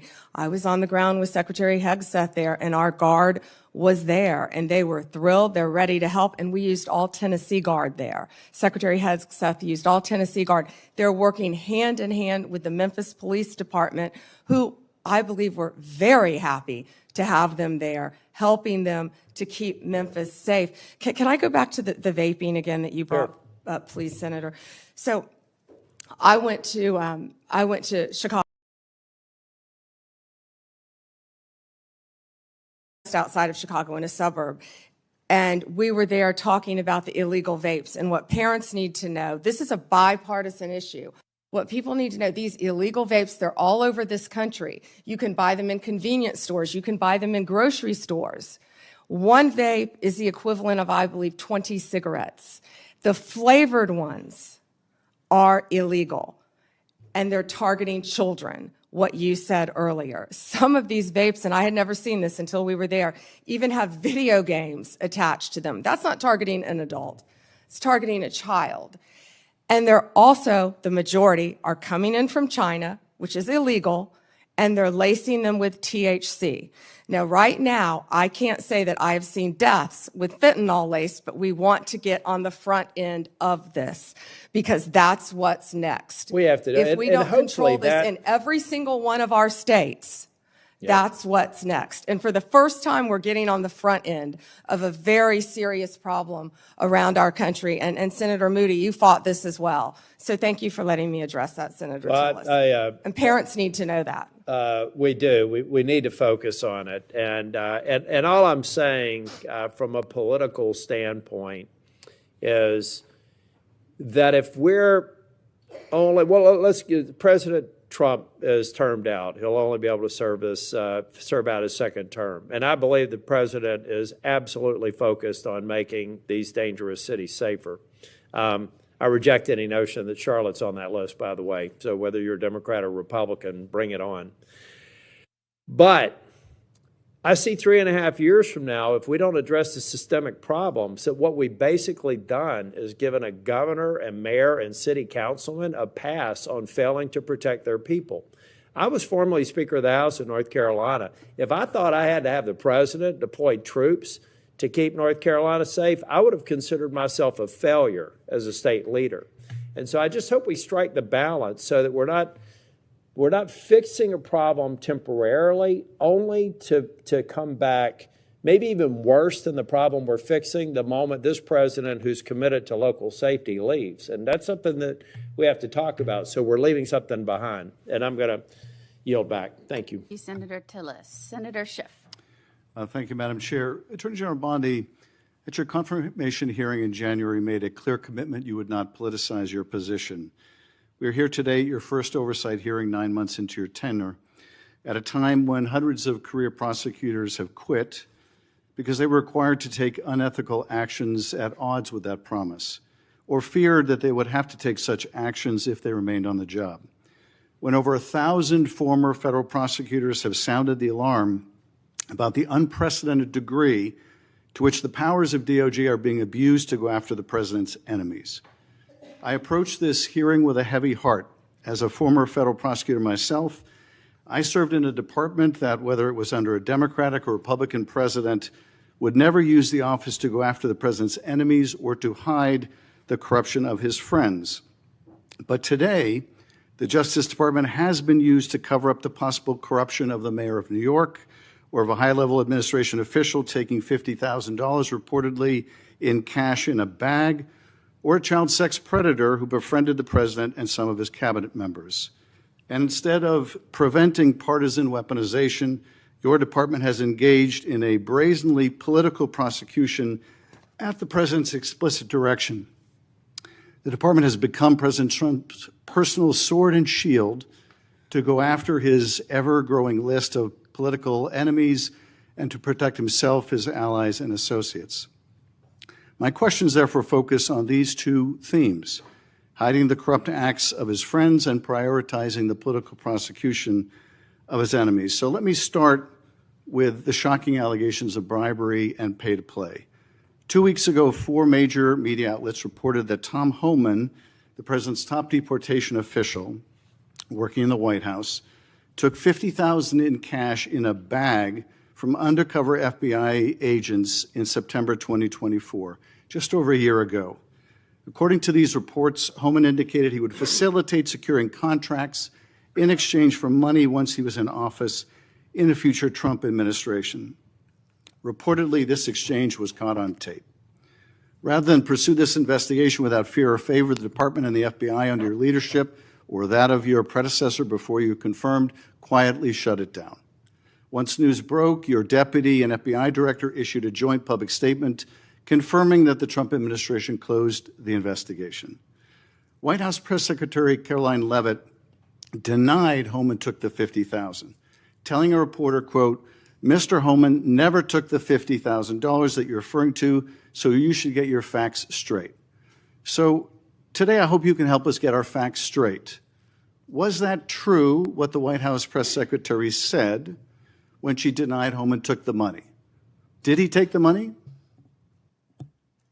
Senator Schiff, as I stated earlier, I was not in office. I was not confirmed when that was handled. So does that mean Deputy Attorney General Blanche and Director Patel said that there was no evidence that Tom Homan committed a crime. Yet now you're putting his picture up to slander him. No, I'm putting his picture up showing an interview he gave with, I think, Fox, in which he was asked explicitly about these allegations that he took a $50,000 bribe, and he refused to answer. He said he didn't answer the question whether he took the money, so I'm asking you the question. Did he take the money? Senator Schiff, I answered that question multiple times. And frankly, Well, I don't think, with respect, I don't think you did. But in case I just didn't hear you, what is the answer? Did he take the money? Senator Schiff, that happened prior to my confirmation as Attorney General. I said that. Do you know, sitting here, whether All he took the money? I know is that Deputy Attorney General Todd Blanche and FBI Director Patel said there was no case. And Caroline Leavitt is one of the most trustworthy human beings I know. So and, was she? Senator Schiff, was she if right? you worked for me, you would have been fired because you were censured by Congress for lying with your We can egregious stipulate to, you can stipulate to all your personal attacks on the Democratic members of the committee. personal attacks. You've been attacking my FBI director. You've been attacking my office. You've been attacking. But we're interested in. Borders are. What we're interested in is the answer to these oversight questions. You want your you were asked by my colleague. You were asked by my colleague. Attacking good people. Regular order, Madam Chair, so I can ask a question. You were asked by my colleague from Vermont whether you will support providing a video or audio tape, if it exists, of Mr. Homan taking $50,000 in bribe money from the FBI. Will you support a request by this committee to provide that tape or tapes to the committee? Yes or no? Senator Schiff, you can talk to Director Patel about that. Well, I'm talking to you about it. You're the Attorney General. This will be your decision. Will you You support? don't have to tell me what is my decision and what is then- not then- my decision. then- I and said you- and you you can don't talk have to to- Director and you Patel. don't have to try to- You think you you've don't got a have to- gotcha with Tom Homan, our border czar, excuse me, you who's don't have- been out there excuse me. fighting for our country Madam since Chair, Donald Trump took office. I'm trying to ask you a question. Regular order, please. And you don't have to defer to the FBI director to pass the buck. So I'm asking you, will you support a request so that the committee, or indeed I believe the American people, should be able to see that video or audio tape? Will you support that request? Will you apologize to Donald Trump So for I trying guess, to I impeach guess the him answer is you won't support that after request. you now know that So Joe let me- Biden tried let me to cover up do Hunter this. Biden's involvement with Excuse Ukraine? me. Let me do this because I think it's valuable that the American people get a sense of what you've refused to answer today. So these are just some of the questions you refused to answer, or have answered with personal attacks on members of this committee. You were asked whether you consulted with career ethics lawyers, as you promised you would do during your nomination hearing, when you approved the president receiving a $400 million gift from the Qataris. You refused to answer that question. You were asked who or what role you may have played, or who played the role in asking that Trump's name be flagged in any of the Epstein documents gathered by the FBI. You refused to answer that question. You were asked whether Homan kept the $50,000 bribe money. You refused to answer that question. You were asked whether Homan paid taxes on the $50,000 bribe money. You refused to answer that question. You were asked, did career prosecutors find insufficient evidence to charge James Comey? You refused to answer that question. You were asked, how are military strikes on these boats in the Caribbean legal? And you refused to even answer that question. You were have a asked, law degree, Senator Schiff? Excuse me. You were asked, did you discuss indicting James Comey with the president? You refused to answer that question. You were asked, did you approve the firing of antitrust lawyers who disagreed with the Hewlett-Packard merger? You refused to answer that question. You were asked whether you support a restoration fund for violent insurrections to attack the Capitol on January 6th. You refused to answer that question. You were asked whether you were firing career professionals, career prosecutors, just because they worked on January 6th investigations. You refused to answer that question. You were asked by my California colleague whether you believe government officials, like immigration officials, have to abide by court orders. You wouldn't even answer that question. This is supposed to be an oversight hearing. Oversight? Excuse me, you can attack me after my time is over. You've attacked all of us, including President Trump, for your entire You can attack me later, career. and I know you've got plenty of canned attacks. We've heard them all day today. Canned attacks on you? This is supposed to be... No one needs a canned attack on you. Regular order, Madam Chair, I'm trying to speak. This is supposed to be an oversight hearing of the Justice Department. And it comes in the wake of an indictment called for by the president of one of his enemies. This is supposed to be an oversight hearing, and it comes in the wake of revelations that a top administration official took $50,000 in a bag, and this department made that investigation go away. This is supposed to be an oversight hearing when dozens of prosecutors have been fired simply because they worked on cases investigating the former president. This is, and now What the about current the president. fires in California? And Do you this care is about that, supposed to Senator be, Schiff? this is, excuse me, this is supposed to be an oversight hearing in which members of Congress can get serious answers to serious questions about Are the riots in LA serious? About the cover-up of corruption, about the prosecution of the president's enemies. And I think you owe the president an apology. when will it be your entire career, frankly. that the members of this committee on a bipartisan basis demand answers to those questions and refuse to accept Clearly you're a failed lawyer because you don't understand when excuse someone me, can and cannot refuse answer to a accept question. personal slander as an answer to those questions. Personal slander? With Will that, you Madam apologize Chair, to Donald I yield Trump back. for slandering him? Personal slander. Senator May I ask unanimous consent, Madam Chair, to introduce into the record the statement of 1,000 former Justice Department officials who warned that the Comey indictment is a democracy-threatening abuse of power.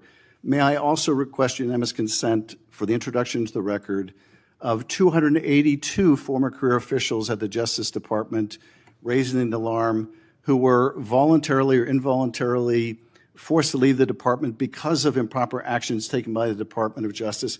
May I introduce, with unanimous consent, the Justice Department manual that talks about when initiating and declining charges are subject to impermissible considerations. And finally, Madam Chair, may I introduce the letter for Michael Ben-Ari, a career counterterrorism prosecutor, DOJ, a letter he nailed to his door, which concludes by urging officials to do the right thing for the right reasons, to follow the facts and the law, and raises the alarm that the decision to remove experienced career officials from U.S. attorneys' offices, the FBI, and critical parts of DOJ undermines our country's abilities to counter terrorist organizations, malign nation-state actors, and countless others that seek to harm our nation and its citizens. And he believes that the priority is prosecuting the president's enemies or are you admitting? rather Ms. than Bondi, protecting Ms. the Bondi, country. one moment. May I have unanimous Are you- consent are to you enter entering these that into the record? Without objection. Thank you. I yield back. Senator Britt. Senator Moody, may I clarify one thing he entered in the record? I just want to say that I believe he entered a letter by 200 and something former employees. Well, I believe the spokesperson for that letter was also the spokesperson for Jack Smith. Senator Britt. Thank you, Madam Chair.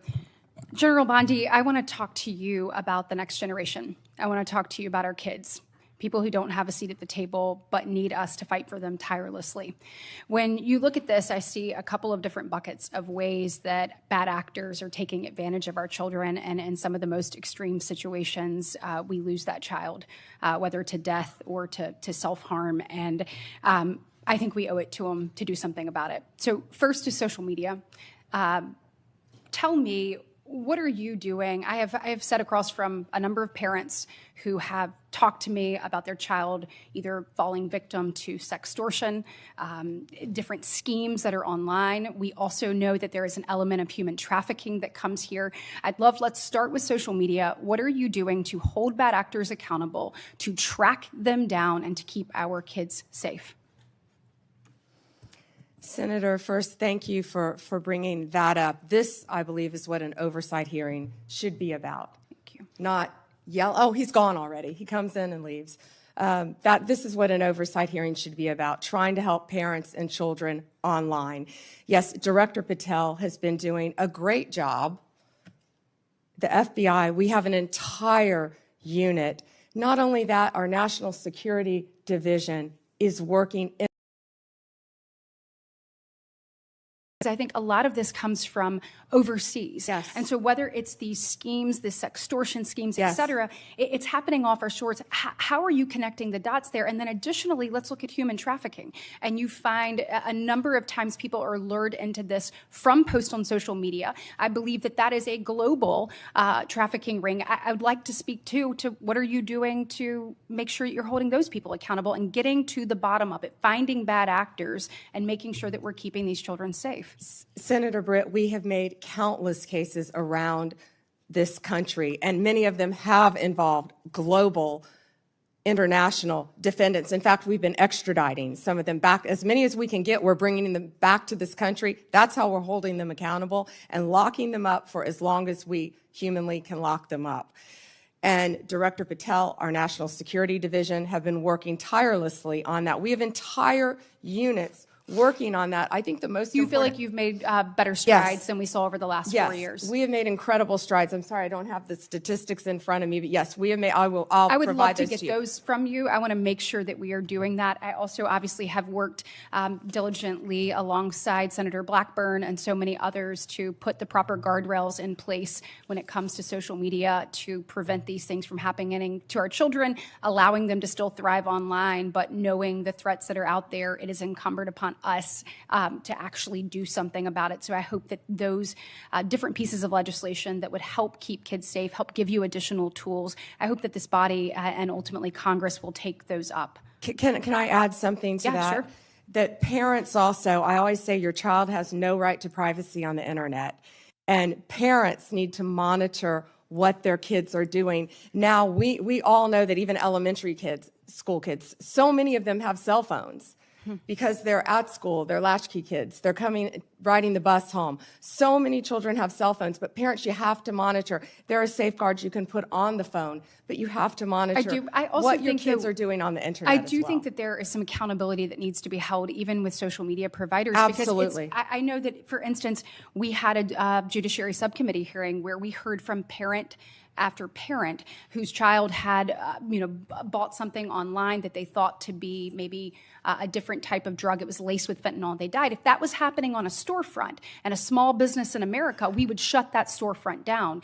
We must do more to hold not only the bad actors online, but also the people who allow it to happen accountable. And I hope that you'll commit to work with me on that. I wholeheartedly agree. Thank you, So Senator. staying in that vein on parents, looking at illegal gaming across, again, this is a global thing, offshore illegal gaming. We have found that young men in particular have been targeted when it comes to betting and being involved in this legal gaming. We're finding that through whether it be advertisements or things that are directly targeted to get them addicted and get them pulled in and addicted on that. When it comes to illegal gaming, will you commit to me to taking a look at what is exactly happening offshore and also how they are utilizing different spaces to actually go after our children, getting them addicted, and ultimately pulling them in?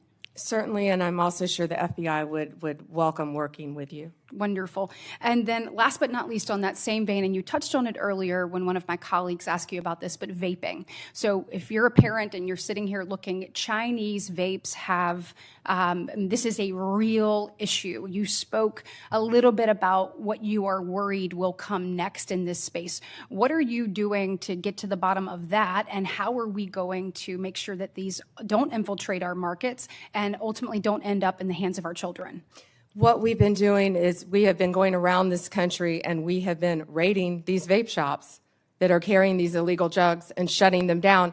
And that's what Senator Kennedy and I were in Illinois doing. We were announcing that arrest. It was a massive arrest of illegal vapes from China, mainly coming in through China, laced with THC. Back to the, I was just saying, back to the child predators. Since January 20th, we have made 2,580 child exploitation cases, Senator Britt. That was the number I was trying to get my hands on. Wow. And that's 250 more than last year. Will you commit to continuing to go after these unregulated products and particularly make sure that they are not in the hands of our children? Yeah, and Senator Britt, we need to do that because it's targeting our children. Yes, absolutely. Thank you very much. Today is obviously the second anniversary of the horrific attacks on October 7th. And this morning I had an opportunity to listen to stories of some individuals that had been held hostage, some of the families that will never get their loved ones back, and some that are hoping that there is a resolution soon and they once again get to embrace their family member that they have not seen in over 700 days. It was a reminder of, one of them said, I can live, I can breathe, but I can't live until this is resolved. And we know in addition to this horror and nightmare that they have been living for the past 2 years, we have seen a rise in anti-Semitism here on our soil. When we said never again actually has to mean never again. And I know that you and I spoke about this briefly when you were in front of this committee, but can you talk to me about the work that DOJ is doing to combat that rise in anti-Semitism and to hold offenders of that, to hold them accountable? And Senator Britt, thank you for again bringing up that today is the second anniversary of that horrific attack on Israel. Donald Trump is the greatest peace president of our lifetime, probably in our history. And if anyone can resolve this, it will be Donald Trump. Also met with many of the families of the hostages and of those who have lost loved ones. We are combating anti-Semitism throughout this country, not only through my Civil Rights Division, and we haven't really talked about Harmeet Dillon a lot today, but Harmeet Dillon runs our Civil Rights Division, and she is working with Leo Terrell, and they are combating anti-Semitism around this country. We have an anti-Semitism task force that we're Do forming. you mind getting me an update on the progress that that task force has Absolutely. made, please? Sure. Okay, thank you. And last, in my last remaining minute, certainly appreciate the work that you're doing. I know my colleague, Senator Lee, already asked you about the attacks on ICE officers. Thank you for working to keep our federal agents safe, federal law enforcement safe. So thank you for the work that you're doing there. I do want to just talk a little bit about crime in American cities. We had a horrific event occur in Montgomery, Alabama over the weekend, and 14 people, 2 people are no longer with us, and 12 people injured. My heart breaks for every one of the victims and their families and the community at large. I'd like to know a little bit about your interagency work and talk to me about things that you find, because we have to find solutions. What are you seeing that is, your biggest success stories and your biggest challenges you have to working to try to resolve crime throughout the country? Well, right now, the biggest challenge is that the federal government is shut down, but we're not letting that become a challenge because all of our agents are working tirelessly. And I get almost real-time updates from my agencies, Rob Sakata, who's the Deputy Director of ATF, Kash Patel and Dan Bongino at FBI, Terry Cole, at DEA, Gadi Serralta with our U.S. Marshals, and all of our great team of lawyers. And we are working nonstop to combat crime. That's Donald Trump's only directive to me, is to make America safe again. And that's what we're going to do in this country, Senator Britt. Well, thank you for your commitment and any best practices you have or ways that you have found to tackle challenges that are effective. Please let us know. We certainly want to see every community across our state and our country safe, and we appreciate yours and President Trump's commitment to doing that. Thank you, Senator. Thank you, Senator Britt. And I will just say thank you to our witness, who has been sitting here for now 4.5 hours without a break. I think maybe a little bit under the weather. And you have outlasted pretty much everyone here but Senator Britt and myself. So thank you for being here today. I'm in good company. Well, certainly coming in behind someone as strong and as passionate and as committed to doing the right thing and to justice. When you served as Attorney General in Florida, that was certainly a high bar that you set, and I was honored to come in after you as the Attorney General. You've touched on so many of the issues that you fought for in Florida that you are still fighting for now here in Washington, and whether that is protecting our children, protecting our law enforcement officers, protecting the rule of law. All of these things, your experiences, both personal and professional, are playing into how you are standing strong for what this country was built on in this role.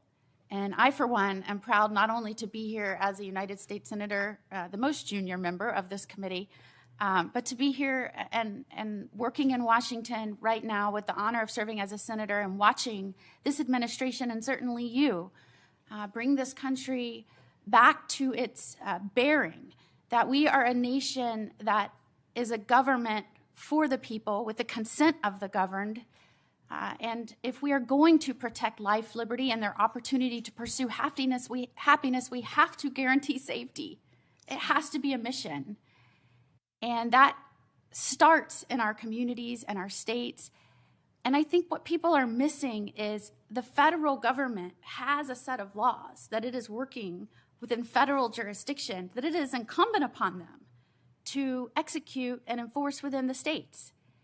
And I'm watching what has happened around this nation as a result of what has happened under the Biden administration and what they allowed to happen purposefully, whether that was rogue prosecutors, defunding police, decriminalizing crime, allowing juveniles to run rampant with no accountability, revolving jailhouse door, no respect for the rule of law.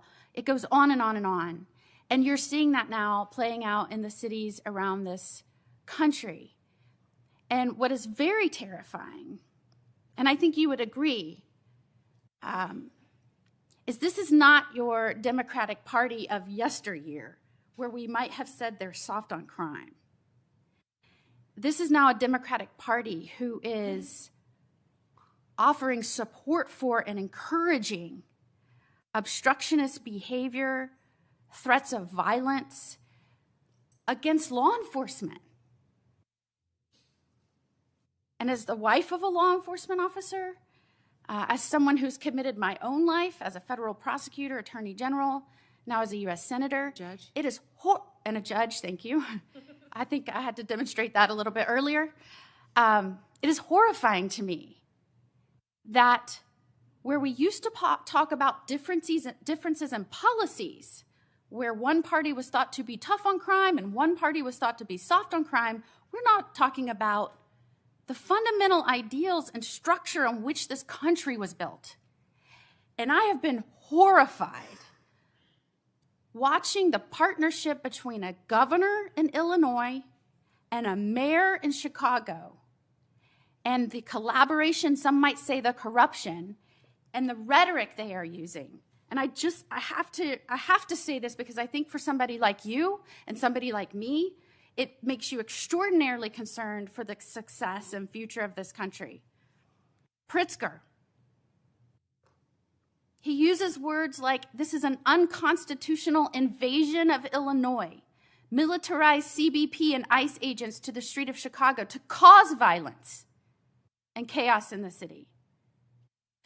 And I quote, Pritzker, people are getting detained, they're getting arrested, U.S. citizens, making it a war zone.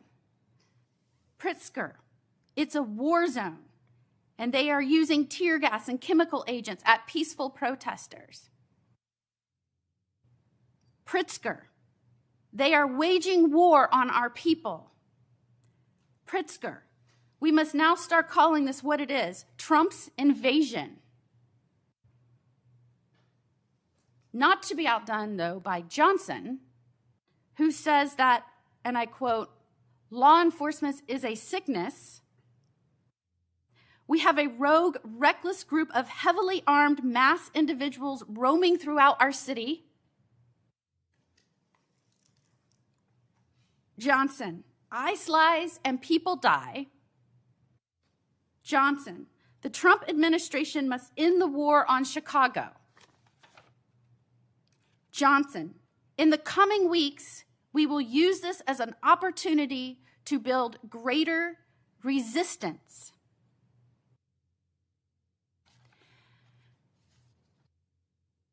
I am wondering if Pritzker and Johnson understand that there are federal laws that criminalize inciting violence against law enforcement and federal agents. I am wondering if they are concerned at all about what their speech is doing and the danger it's putting not only federal agents in, that, by the way, swore an oath to protect other people, but the danger it's putting the citizens of their community in. Anytime you start pitting your own people against their own government, a government is only there at its core to protect rights and the safety of its people, that is incredibly dangerous. And I hear this rhetoric, and I think to myself, every foreign adversary of the United States of America in this country is saying thank you to the governor of Illinois and the mayor of Chicago. Thank you for doing their jobs for them, for undermining the strength and safety of this country, and for gaslighting the American people as we are trying to shore up the stability of our communities. And that puts you in such a remarkable, important position right now. You are the top law enforcement official in this country. And you have a responsibility to call out this rhetoric. And when it violates and crosses over from free speech into inciting violence, we have to call that out.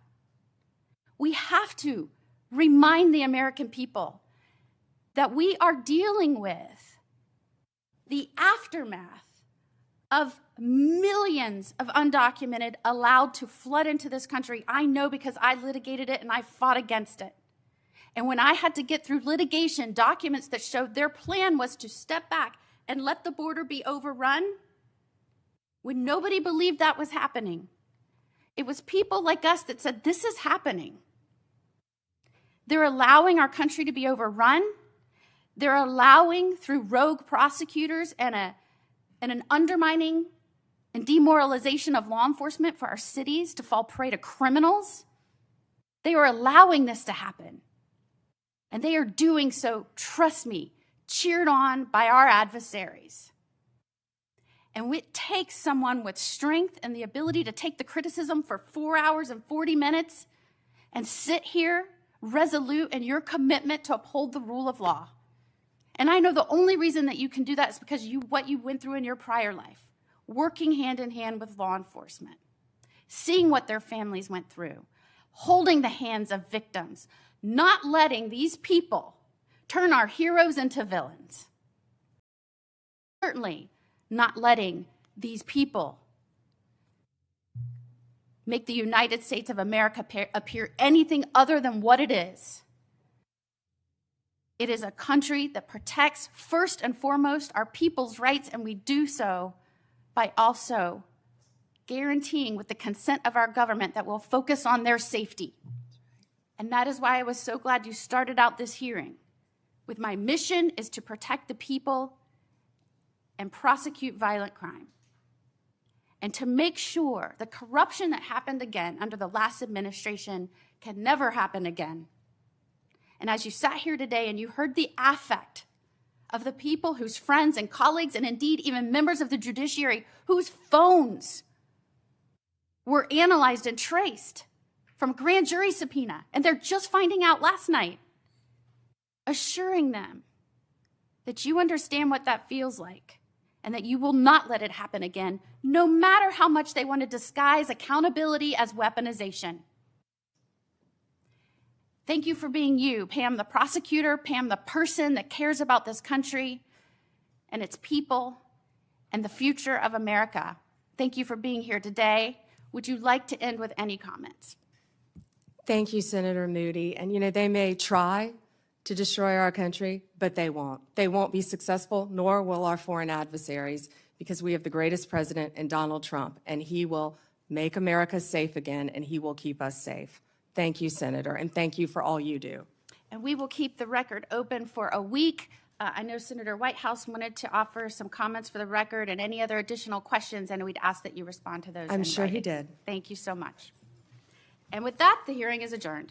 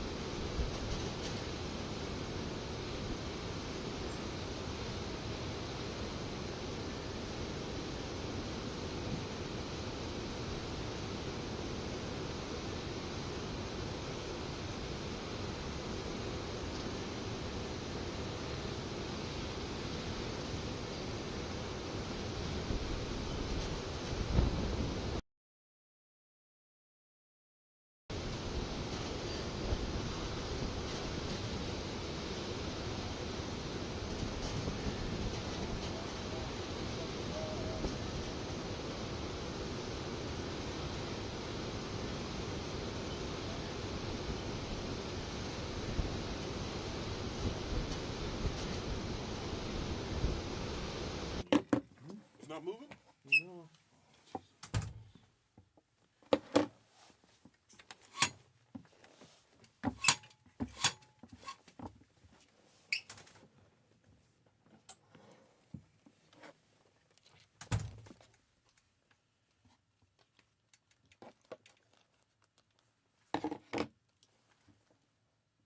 Okay.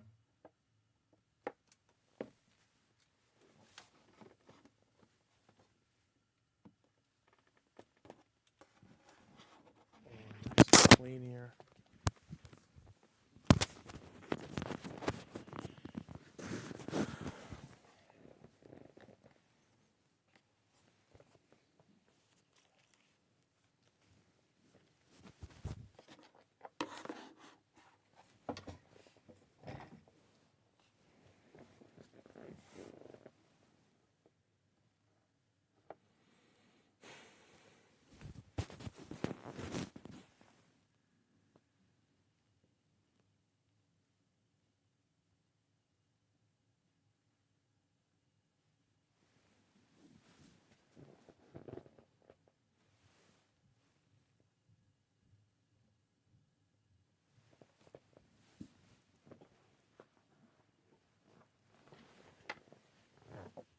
I got you.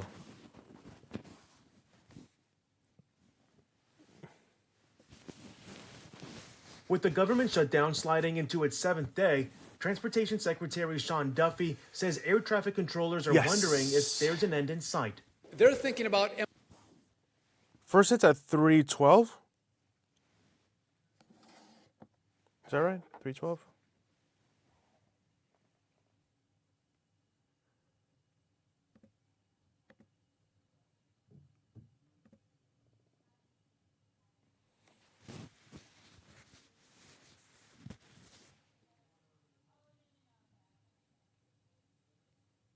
Oh. Okay.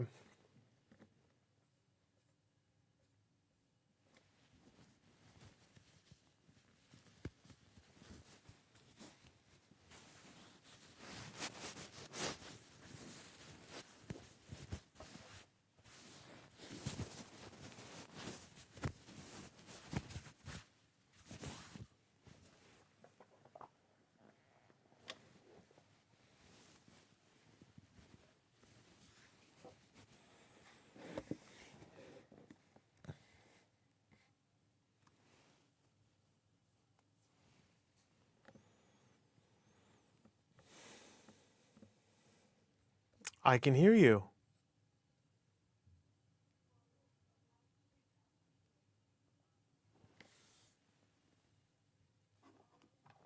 Okay.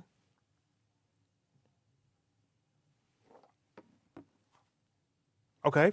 Sounds good.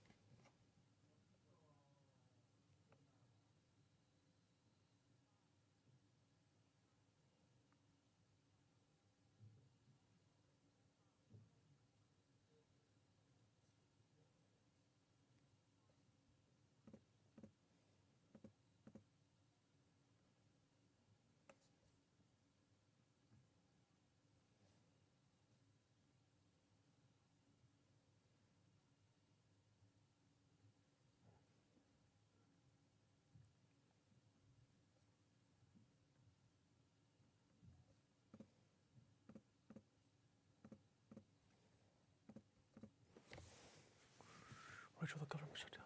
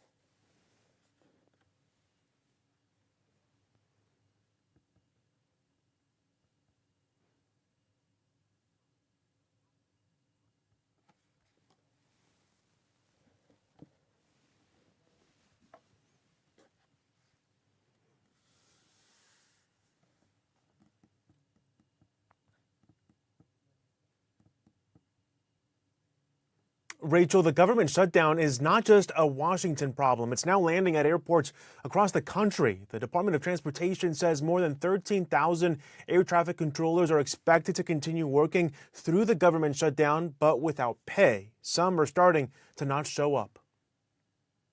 With the government shutdown sliding into its 7th day, Transportation Secretary Sean Duffy says air traffic controllers are wondering if there's an end in sight. They're thinking about, am I going to get a paycheck? Controllers are considered essential workers, so they must work during the shutdown, but are not being paid.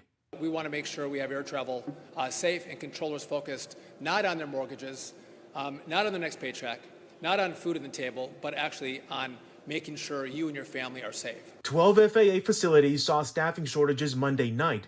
The control towers in Burbank, Phoenix, and Denver had so-called staffing triggers reported in the public FAA operations plan. Other facilities that handle air traffic around airports in Newark, New Jersey, Jacksonville, Florida, Chicago, Washington, D.C., and Indianapolis also were short-staffed, which in some cases caused hours-long delays. If we have additional sick calls, we will reduce the flow consistent with a rate that's safe for the American people. Former air traffic controller Harvey Skolnick says anytime a facility isn't staffed properly, it has a ripple effect. It has an effect on breaks. It has an effect on controllers getting time off. It has an effect on training. And the job is tough enough as it is. And when you have to work 6 days a week, and now you're not getting paid on time, so everything has a cumulative effect on the FAA. The FAA is expecting short staffing at some facilities across the country today, according to its operations plan. Chicago's O'Hare International Airport air traffic control tower will be short-staffed until midnight. As for Hollywood Burbank Airport, the towers are not expected to shut down again, but without a full staff of controllers, delays are likely. Other facilities with short staff include Nashville, Houston, Newark, and Las Vegas, and flights in the Boston area. Live in Atlanta, I'm Ivan Rodriguez, 12 on your side.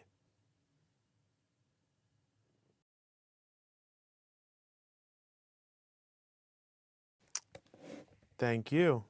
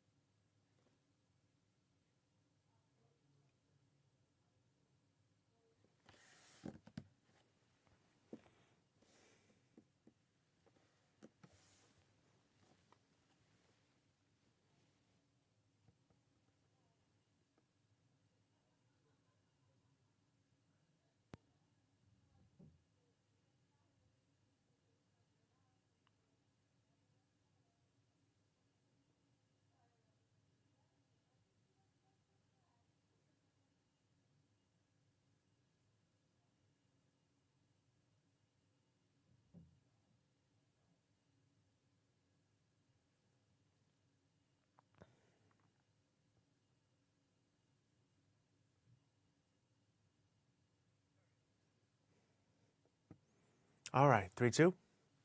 The government shutdown is not just a Washington problem. It's now landing at airports across the country. The Department of Transportation says more than 13,000 air traffic controllers are expected to continue working through the government shutdown, but without pay. Some are starting to not show up. Okay, tag, 3-2. The FAA is expecting let me start that again, 3-2. The FAA is expecting short staffing at some facilities across the country, according to its operations plan. Chicago's O'Hare International Airport air traffic control tower will be short-staffed until midnight. As for Hollywood Burbank Airport, the towers are not expected to shut down again, but without a full staff of controllers, delays are likely. Other facilities with short staffing include Nashville, Houston, Newark, and Las Vegas, and flights in the Boston area. I'm Ivan Rodriguez reporting.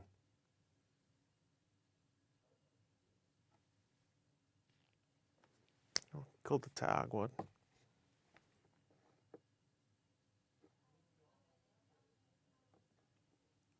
Okay.